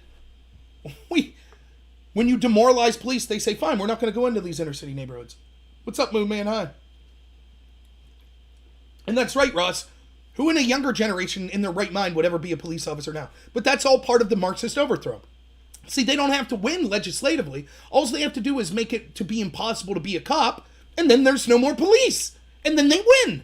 That's what they're doing. They don't have to actually get the votes to abolish the police. They just have to use their cultural power to make it impossible to be a police officer. Because you'll be shamed or threatened, and they'll prosecute you if, someone steals your taser, beats you up, shoots it at you, and you fire back at him. You'll face the death penalty. So they make it impossible to be a cop. And then when there's no more police, they win. AOC was asked, and I didn't highlight this point, but it's in the article, what would a world of defunded police look like? She said, the suburbs. So go to inner city Chicago. The problem in inner city Chicago is that the police are there. If you pull the police out, it'll look just like the suburbs, where all the senators live. It'll look like Beverly Hills. Meanwhile, the data doesn't lie. Murders are going up. Oh, by the way, just like I said, once we start listening to Black Lives Matter and their agenda to defund the police, who's the very first group that'll be negatively impacted? Inner city blacks. That's where the homicides are going to spike. They don't care. Just like when I debated that guy Prime K's the other day about Black Lives Matter. I said, why are you focused on 15 unarmed blacks, or in his word, also jaywalking and other traffic tickets? Why are you more focused on that than the 7,000 victims of black-on-black homicide last year? Why are you more focused on the jaywalking, the speeding tickets, and the 15 unarmed shot blacks by police? And he said, you don't have the right to tell me what to focus on. I focus on what I want. You don't have the right to tell me what to focus on. Black Lives, you start your own movement. Black Lives Matter will focus on what they want. Don Lemon said this the other day. Black Lives Matter is choosing to focus on these things. They're not choosing to focus on inner city violence. Of course. And their solutions will make inner city violence worse. So, if you're an inner city black mother who lost your child to gang violence, know this. They don't care at all. And now they're going to make it more likely that you lose your other children to gang violence. But as long as it helps them achieve political power, they're all for it. Oh, and by the way, the Marxism that they want, that's going to destroy the country, including inner city blacks. Oh, and do you know what the best thing we could do to help inner city blacks would be? To encourage two-parent households. Oh, but what's that? What's one of the messages of Black Lives Matter right there on their website? To disrupt the Western values of the nuclear family. So the very thing that would help is what they're against. But I'm a racist for being against Black Lives Matter. When I say, I care about the inner city. I say it all the time. I think that both parties have failed the inner cities in this country. The Republicans basically do nothing. The Democrats have total control, and they just make matters worse. But both parties to blame, certainly. I understand the anger and frustration if you live in these inner cities. But the very movement that you're embracing, Black Lives Matter, is going to make your life 10 times worse. Yeah, and Trump did do better for the black community. Oops. Wrong button. Last one, I think.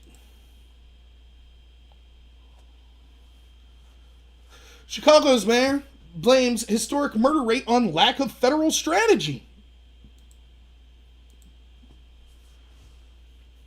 It's always someone else's fault. Always. What if Trump... So let me get this straight. Let's walk through this. So Chicago's mayor says, the reason that my city has historic murders is because it's Trump's fault. It's the federal government. Okay. So then let's say Trump would say tomorrow, fair enough. What I'm going to do is send the National Guard to your city until we could get some training programs, hire more police, fund the police more, etc. Do you think Lori Lightfoot would be like, oh, okay. Yeah, very reasonable. No, she would say Trump's being a dictator. So on one hand, they say, oh, it's all Trump's fault that our cities are falling apart. And then when Trump says, well, okay, then we'll come in and do something, they say, how dare you? That's overstepping your bounds. We control our cities. Do you see how this is? Jake, I didn't put this one up, but Jake Tapper said the other day, Trump was wearing a mask. He said, imagine if Trump would have done this in February, how many lives could have been saved? Well, first off, Jake Tapper, you and your network were pushing to cancel anyone who disagreed with the World Health Organization, CDC, or Dr. Fauci back in February. Oh, and what was Dr. Fauci and them saying? Oh, that masks weren't necessary. Ha ha ha! So how many deaths was your network responsible for? Oh, and we now know that hydrochloroquine, which costs what, like $4 or $11 a dose? That now the best studies are showing could have saved half the people that died? Half! Could have saved 60,000 people. Your network attacked it because Trump supported it. So how many lives could have been saved if you and your ilk hadn't pushed to go against a cheap, readily available medicine that could have saved lives?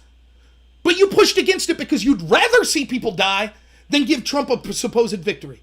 Oh, and then how about this? How many lives would have been saved, Mr. Tapper, if, the guy that works at your network, Cuomo, if his brother wouldn't have instituted a policy sending COVID-positive patients into the very populations we knew were the most vulnerable, nursing homes, resulting in tens of thousands of deaths in those nursing homes just in New York City. Also happened in Illinois, New Jersey, Pennsylvania. All Democrats, by the way. Yet your network celebrated those leaders. So please, forgive me if mask would solve everything. Everyone always comments on the curtains. They're my work curtains. I have no control over these curtains. But yes, they look like raisin bagels, I've been told many a time. Yeah, I hear you. BPW, personal responsibility, overrated. Anyways, I'll read some comments here for a little bit. But yeah, that's everything I had for the show today. Michigan as well. Yeah, you're right. Whitmer in Michigan. Yeah, I have to wear a mask as well when I'm at work because I work in the healthcare field. But that kind of makes a little more sense. Omega Payne on D Live says, just accept we're dealing with a communist revolution. Pointing out their lies is repetitive. How do we respond is the question. Okay. But pointing out the lies is sort of repetitive, but it's also the point, because the way we deal with this is to inform the average person of the lies and what's going on. Because here's the problem, Omega. The average person doesn't believe this is a communist revolution. The reason this is allowed to fly is because these communists, these Marxists, have infiltrated to the point where they've indoctrinated our kids for 30 plus years in academia. They control the entertainment industry. They control Silicon Valley. They control the mainstream media. And so they're spinning a narrative that this is just about black lives. This country's racist against black people, and it's just about solving that issue. And so they're covering for the fact that it's a communist revolution. And so pointing out the lies is pointing out to the average person, no, this isn't what they're telling you it is. And also, other things we could do, it starts with personal responsibility, which is something I say on this show a lot. So the very first thing that me and you could do is stop being afraid of the mob. Say the truth. If every one of us started saying the truth, and let me give you an example. I was watching the Dark Horse podcast the other day with Brett Weinstein, and he talked about this. Or his wife actually talked about this. She was reading this book about the communist revolution under Mao in China. And they had the little red book that you had to read from. We have White Fragility, written by a white business consultant, right? That's our little red book. Anyways, to make this matter short, because I've talked about this here before, she's reading a book about this revolution after the revolution has ended. So they're talking to a small shop owner, a Chinese person, who's talking about what it was like during the Great Leap Forward. And you had to, at certain points of the day, you all in unison read from the little red book. And you would say things like, Mao is the greatest leader in the history of the world. May he live for 1,000 years. And you would all have to quote that in unison at certain times of the day. And he said that for the decades that he did this, he thought it was silly. He thought it was nonsense. But he thought he was the only one. So he kept his mouth shut. He didn't want to get thrown in the gulags, It wasn't until after the revolution had ended that he started to bring it up to his friends, that he's been friends with 30 years. They've been doing this. And he's like, I always found that kind of silly. And every one of them were like, yeah, we did too. But because no one was willing to speak up with the truth, everyone thought they were the only one. So the first thing we could do is stand up to this. Don't let the mob inspire fear to us, and stand up and say we refuse to accept this. And then from there, we should all run for Congress or run for local office and do what we can to get in positions of leadership. And it doesn't have to be office. Influence culture. Politics is downstream from culture. If you're an artist, use your art to tell the truth. If you're a comedian, use your comedy to tell the truth. If you're a writer, do that. If you're a radio personality, do that. If you're just working in construction, talk to the people around you. Now, that doesn't mean everything has to be about politics. I'm not saying that. It doesn't mean that you should hate people that disagree with you. I'm not saying that. But you show through your words and, more importantly, your actions as to why our side is on the correct side of history. And run for office. Do things like that. So,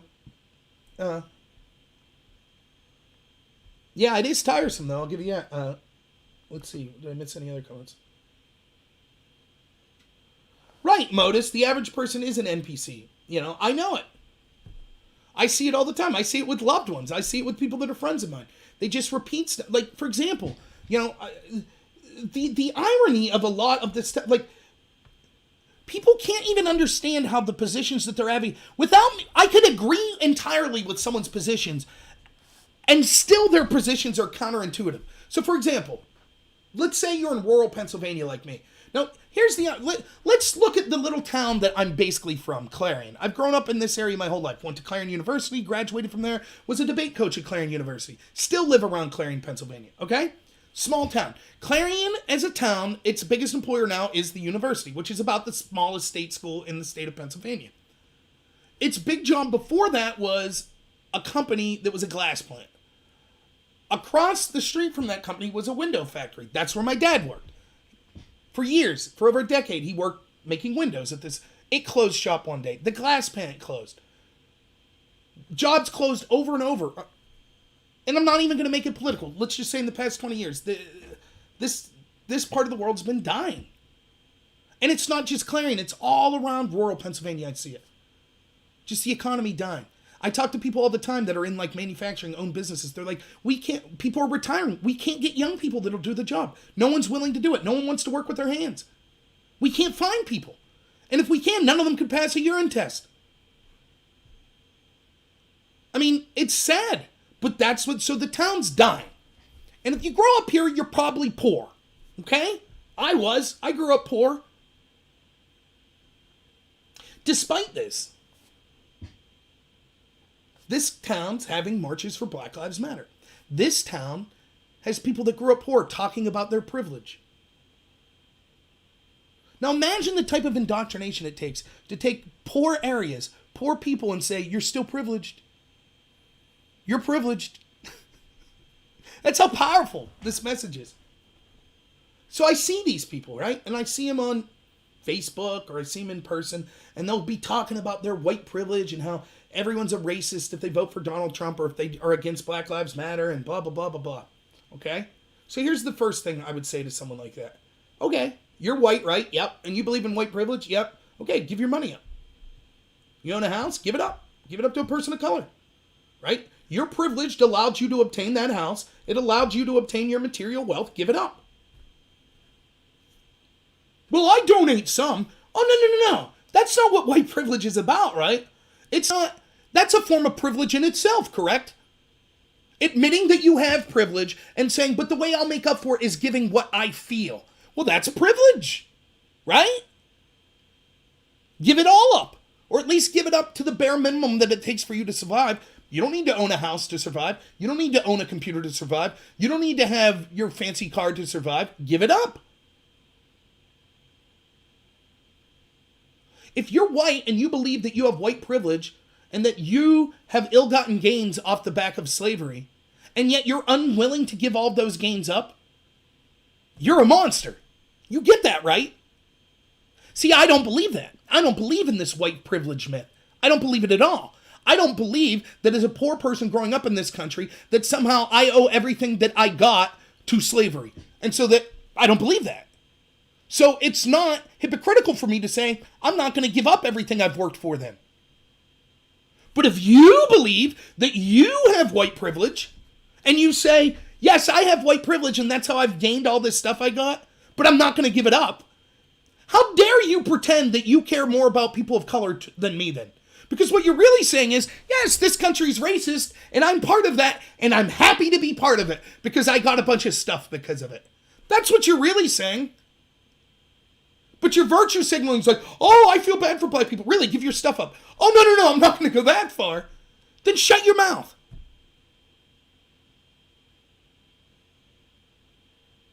I see that all the time in my area. Or, here's another one. If you want to talk about your privilege as a white person, that's fine. I don't care. I'll still be friends with you. I don't care. If you're black and you want to say white people privilege, I think it's garbage. I don't care. I'll still be your friend. I guess we just won't talk about it much when we're hanging out. And I certainly have friends like that, believe it or not. Okay? But, here's where I draw the line. Stop speaking for other people. You want to say you're racist? You want to say that you're immoral based on your skin color? You want to say that you're privileged based on your skin color? Fine. No qualms here. You go ahead and say it. But when you say, oh, and by the way, look at how racist the town I grew up in was, I draw the line there. You speak for yourself. Don't speak for me in my town. I'm not going to speak for my town, and I'm not going to let you speak for your town.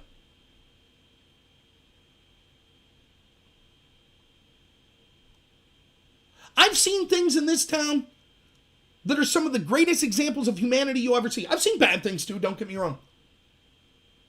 I've seen people's house burned down and people that have almost nothing themselves come together to try to lift that person up whose house burned down. I've seen people that have almost nothing donating money, donating food to people that are down on their luck.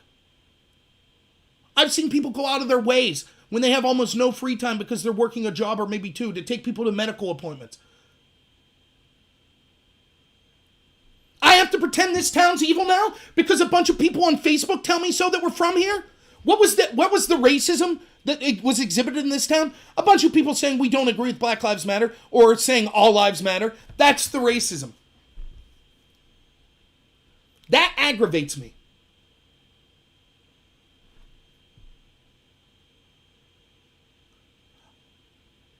I'm not going to leave people sully my family's name. I'm not going to leave people sully my hometown and the great people that I know from here that get crapped on by the system every day, that haven't had anyone looking out for them in a position of power for over 60 years. And now I got to listen to people that come from this area talk trash on it? No, ain't going to happen on my watch. Screw you. I'm tired of people, average Americans, getting walked over by everyone. And I'm not going to listen to the next group come along and walk on them just because they think it's hip and cool to do so. I'm sick and tired of it. You have white privilege? Then give up your crap.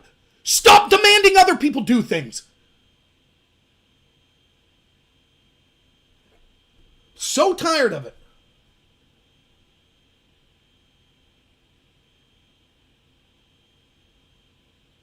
Moonman says, I really don't understand white privilege. I understand exactly what they're claiming from white privilege. The claim from white privilege is that based on your skin color, that you have things that are available to you or that are privileged to you that aren't available to other people of color. That's not true even by the data. For example, if there was such a thing as white privilege, then how can you explain, for example, Nigerian Americans, Jamaican Americans, Asian Americans, Indian Americans, etc., that all do better than white people on almost every category? How do you explain that? If there's white privilege, how does that exist? Yes, white privilege exists, so does black privilege, so does male privilege, so does female privilege, so does trans privilege, so does straight privilege, so does Christian privilege, so does atheist privilege, so does Muslim privilege. Privilege is not a binary thing. All groups are oppressed and oppressors simultaneously. Depending on geographically where you are, when you are in history, what situation you're talking about, you could be privileged or underprivileged based on things like your skin color in various different ways in various different settings. I know way more than you think I know about what white privilege means. I know that it's only brought about white people because it's used as a racist dog whistle. That's what's going on. I know that we talk about white privilege when it could be one form of privilege, but black privilege could also be a form of privilege. For example, I I know white people that have struggled right here at Clarendon University that have struggled with their grades and haven't done very good. They received no institutional help from the institution of Clarendon University reaching out to them. I also know a white person named Jerome. Now, Jerome wasn't doing very good in his classes, yet somehow the school started reaching out to him, offering him tutor sessions, telling him that they would help and that they would make sure that his grades improved so that he wasn't in trouble or put on probation from the university. When Jerome showed up, they were shocked to see that Jerome was white because there are special programs to reach out to help people of color in this university. Jerome didn't fit that category, so he was kindly asked to move away. You see how that works? That's black privilege, isn't it? Now, why do we never talk about black privilege? Or SAT scores that it requires to get into these universities? Well, we don't talk about that. Are there institutions that are dedicated to helping poor white people? No, but we see every institution that's almost exclusively there to help poor black people and to say that they're victims and to try to give them a leg up. Now, is this me saying poor me, poor white person? No, I'm saying this situation's complicated. But if you spend all of your time just saying this group is privileged, this group is privileged, this group is privileged, again, the reason we talk about white privilege in a historical context is we say things like Jim Crow and slavery. Therefore, your ancestors had a potential that maybe black people's ancestors didn't have. That may be well and true, but the truth of the matter is that most people, including white people alive right now in this country, did not directly benefit from Jim Crow or from slavery. And so if you were born poor white trash, like I was, how is it that the privilege that because my ancestors didn't benefit from slavery or Jim Crow, somehow that instows some sort of privilege upon me that makes me more of a negative person and is worth criticizing? Even if I grew up in the exact same situation financially as a black person, it's garbage. I understand exactly what's meant. I know exactly what's happening when people talk about white privilege. I know exactly what's going on. It's just like that girl in that tweet I showed you. Black Lives Matter. Native American Lives Matter. What was that? Native Americans lives. Oh, of course. I thought you said white lives matter. Yes, exactly. That's how it's used. That's what talking about white privilege leads to. If you're alive today and you're healthy, you've hit the genetic lottery. You're already in the 99th percentile of the most lucky, privileged people in the history of the world. The majority of human history, hundreds of thousands of unrecorded human history, and to the tens of thousands that we see is recorded, has been struggling against nature, against outside tribes, against people in your own community, against disease, against famine. It's been horrific. To be alive today, you're basically insulated from almost all of that. So you're already in the 99th percentile of the most privileged people that have ever existed. If you're born in the United States, you're already in the top 90% of those 99. If you have access to a computer and you have a roof over your head and food to eat every day, you're in the top 99% of the 99%. So what are we really arguing about? Well, black people that are alive today in the United States are 99.9997 privileged, where white people are 99.9998 privileged. And so let's have a race war. Yay! There's no type of repression against white people. That's not true. That says Moonman on Twitch. That's not true at all. Of course there are. Are you telling me there's never been anyone who was killed for being white? Are you telling me that there aren't institutions right now that are trying through diversity hires to discriminate against people who are white? Are you telling me that SAT scores are the same requirements in Ivy League institutions for white people and black people? Are you telling me right now that that it's not possible to cancel people for saying black lives don't matter, but saying that it's racist to say white lives matter? Was there institutional oppression against black people in the past? Absolutely, of course. Can some of that still exist today? It could. But to claim because of institutional oppression in the past against one certain group of people that we have to ignore that there's institutional oppression against another group of people today is farcical. No, Ankar, I did not get my new computer. It's still hard for me to do like debates or something because my computer won't have the processing power.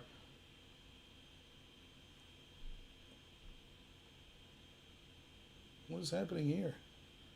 No. Angry Rub's the best rub, you think? It could, quote Moonman says. What could? And by the way, Moon Man, I find it very ironic too that the same people that want to talk about oppression and things like that, they are only hyper focused on like small areas of the world or small time frames and things like that. For example, we could see that in South Africa, white people are being murdered at a huge clip. They're talking about taking farmland away from people based on their skin color if they're white. We're talking about laws in one town in Oregon, for example, white people have to wear masks, black people don't. We had the Kentucky governor say that he would make sure that everyone in his state had health care. Oh, black people, he means. Just every black person would have health care. There are programs, governmental programs and law instituted that are based on race to benefit one race, black people. Show me the explicit government program or law that's there to benefit white people.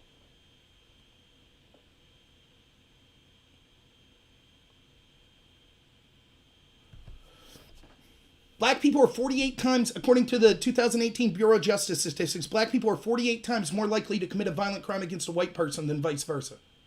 Is that repression? Yet the narrative's still that the country's systemically racist. White people are incredibly racist to black people. 48 times! Less so on average than a black person to a white. Again, am I saying this is representative of all black people? No! Absolutely not. It's more to do with a cultural thing, and particularly in these inner cities. That's when the majority of this crime's occurring. Turns out that if you take those inner cities out, that my guess is, it's hard to find these statistics, black and white people are remarkably similar in the amount of violent crime they commit. It's just these inner cities.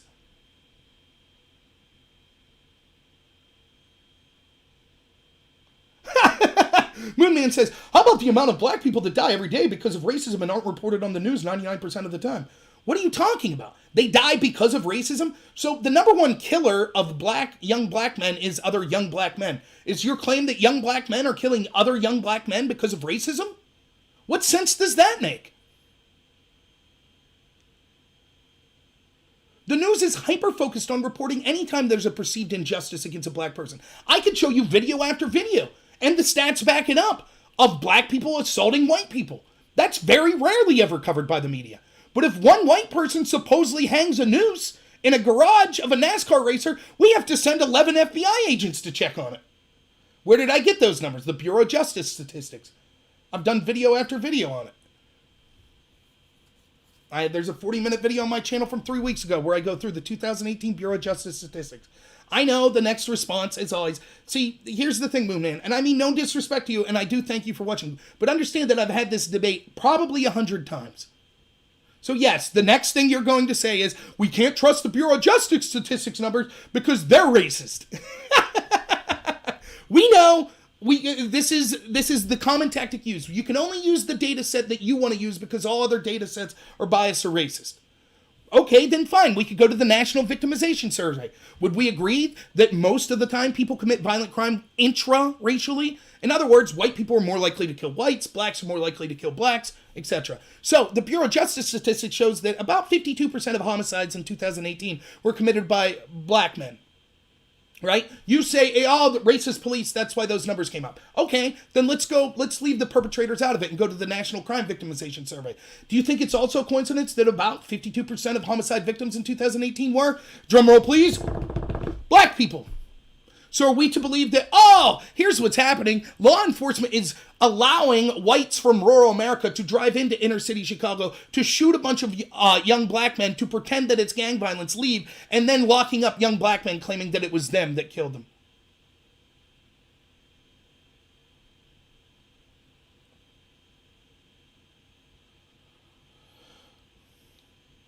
I mean, it's just nonsense. But I do appreciate you being here. I think it adds to the conversation. I really do.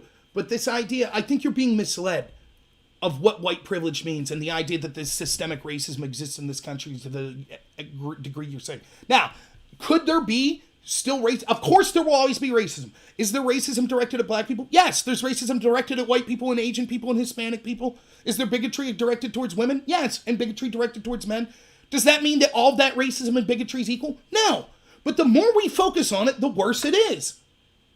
And it's often used by people that are racist or bigots themselves that want to enact some sort of Marxist agenda and claim that some people are immoral based on their skin color. They hyper-focus on these stories. For example, The worst police shooting that I've ever seen, or worst police murder of a citizen, was Daniel Shaver. Happened to be a white man. Didn't get a lot of national coverage. No riots over that, were there? Huh, I wonder why. Yeah, and thank you, Moon Man. I totally, look. Moon Man says he really disagrees with me, but thanks for the respectful debate. Here's the thing, right? I get a lot of heat from people on the right for debating people on the left. And I'm going to cut back on it a little now just because I've been so busy. And I got some things in the works regarding trying to get a second job, which I'll talk about in a minute. Anyways, so I'm gonna cut back on some of the debates in the short term. But once I get my new computer, I'll be doing more of that debate type stuff. Here's the thing. It's important to talk to people that disagree with you. One, because it strengthens your own positions. And second, because, yeah, I'm probably a little aggressive too, Moon Man. But I at least try to be respectful. Anyways, it's important to talk to people that disagree with you, even if you think their positions are crazy. So that's something I try to do. But Goyam, says Irving, you remind me of a friend. So that's what I try to do here. So anyways, I went a half hour longer than I usually do. So let me just tell you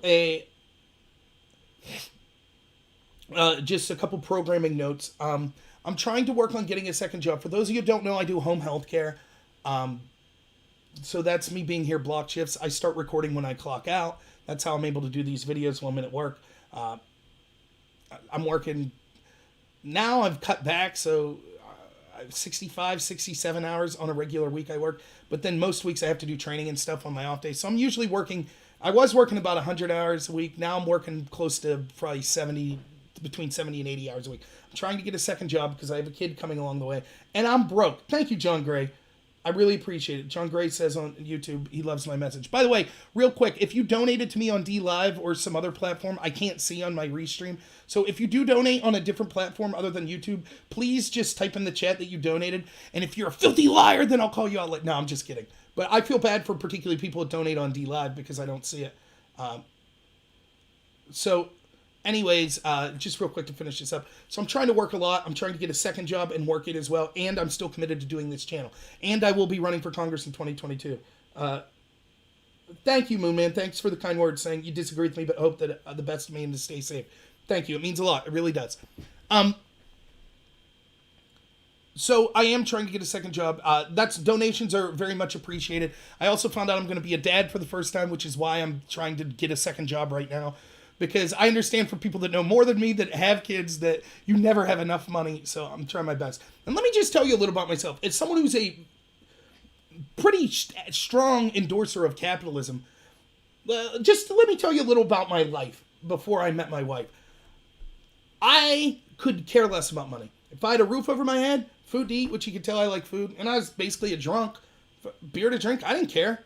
I didn't care at all. There was a time where I was doing this home healthcare work and it got so crazy. In the month of July, like maybe back in 2009, I think I worked all but 5 hours. It was a situation where there was a person that really needed my help that was manic. If they didn't sleep, I didn't sleep. It was crazy. It was a tough month. But even though I was making a pittance per hour, like $10 an hour, I worked almost every hour in the month. So I got a huge amount of money. I got the money, and instead of doing something smart, I gave like $2,000 to some friends of mine that were in a band. I just didn't care. I didn't care at all. And then, when I met my girlfriend, who's now my wife, I told her this. I'm like, hey, if you want nice things, I'll try to save up money, but I don't care. And so, I've kind of been better with money, but mediocre. I have a master's degree, and until this year, I never made more than $15 an hour in my entire life. I like my job, had enough money to take care of my wife and do nice things, and that was good enough for me. But now that I'm going to be a dad, it's a little different. So I'm trying to make money, But I've never been one who's greedy. I'm really not. When I ran for Congress in 2019, it probably cost me near $7,000, and I refused to accept one donation from anyone. By the way, when I run in 2022, I will be accepting donations. I can't do that again. I mean, I basically maxed out a credit card to run for Congress and lost, and knew that I basically didn't have a chance. Yeah, liking the beers. Thanks, Modus. So, anyways, I bought this computer because I'm committed. Omega Payne says, before the show's over, I'd like to recommend a documentary, Europa, The Last Battle. Find it on BitChute. Okay, thank you. I'll check it out. I don't know when I'll get to it, but it's something I'll write it down here and I'll check it out. Let me find a pen. I always have a pen ready, and then today I didn't. So, anyways, I bought this computer. Because right now my computer that I'm streaming with is so poor that it's hard for me to do live streams and do a debate or do Discord or do Zoom or StreamYards or anything like that. So when I do these debates, I do it on other people's channels and then they get all the viewers. Yay. So I'm basically done doing it until my computer comes in. But it cost me about $1,300 with taxes. So I am trying to accept donations. I would really appreciate it. The more donation, eventually I would love to have like one job and then be able to do this show if I made more money with it and I could put more time and energy into the show. But having said that, if you can't give a dime, I don't care. I will not be silenced. Thank you, BPW. I really appreciate it.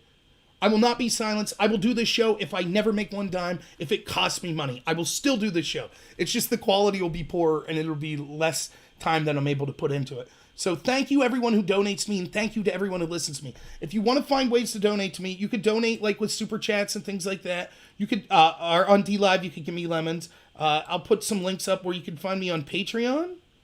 And normally I have mods in here that could help post with this stuff, but so there's Patreon linked. Here's PayPal.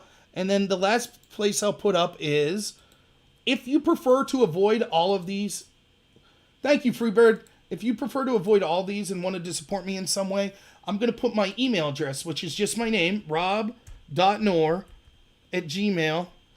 And if you send me an email, I could give you my post office address, post office box, and if you would prefer to send something that way.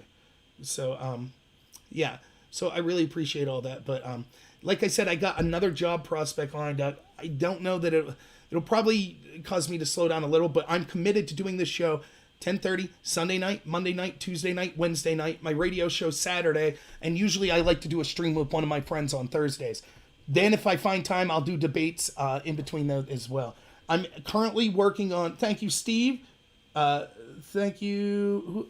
I really appreciate the kind words. Sci-Fi Wasabi, Ankar. Thank you both. Let's see, who did I meet? Alan Spence, thank you so much. I don't know what that is, Mila. I'm not going to click on it right now.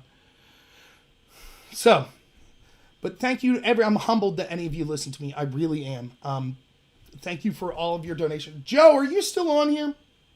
I saw you were here earlier, and I know you talked about getting in touch with me. I didn't know if you got my email, but if you did, if not, just get a hold of me sometime.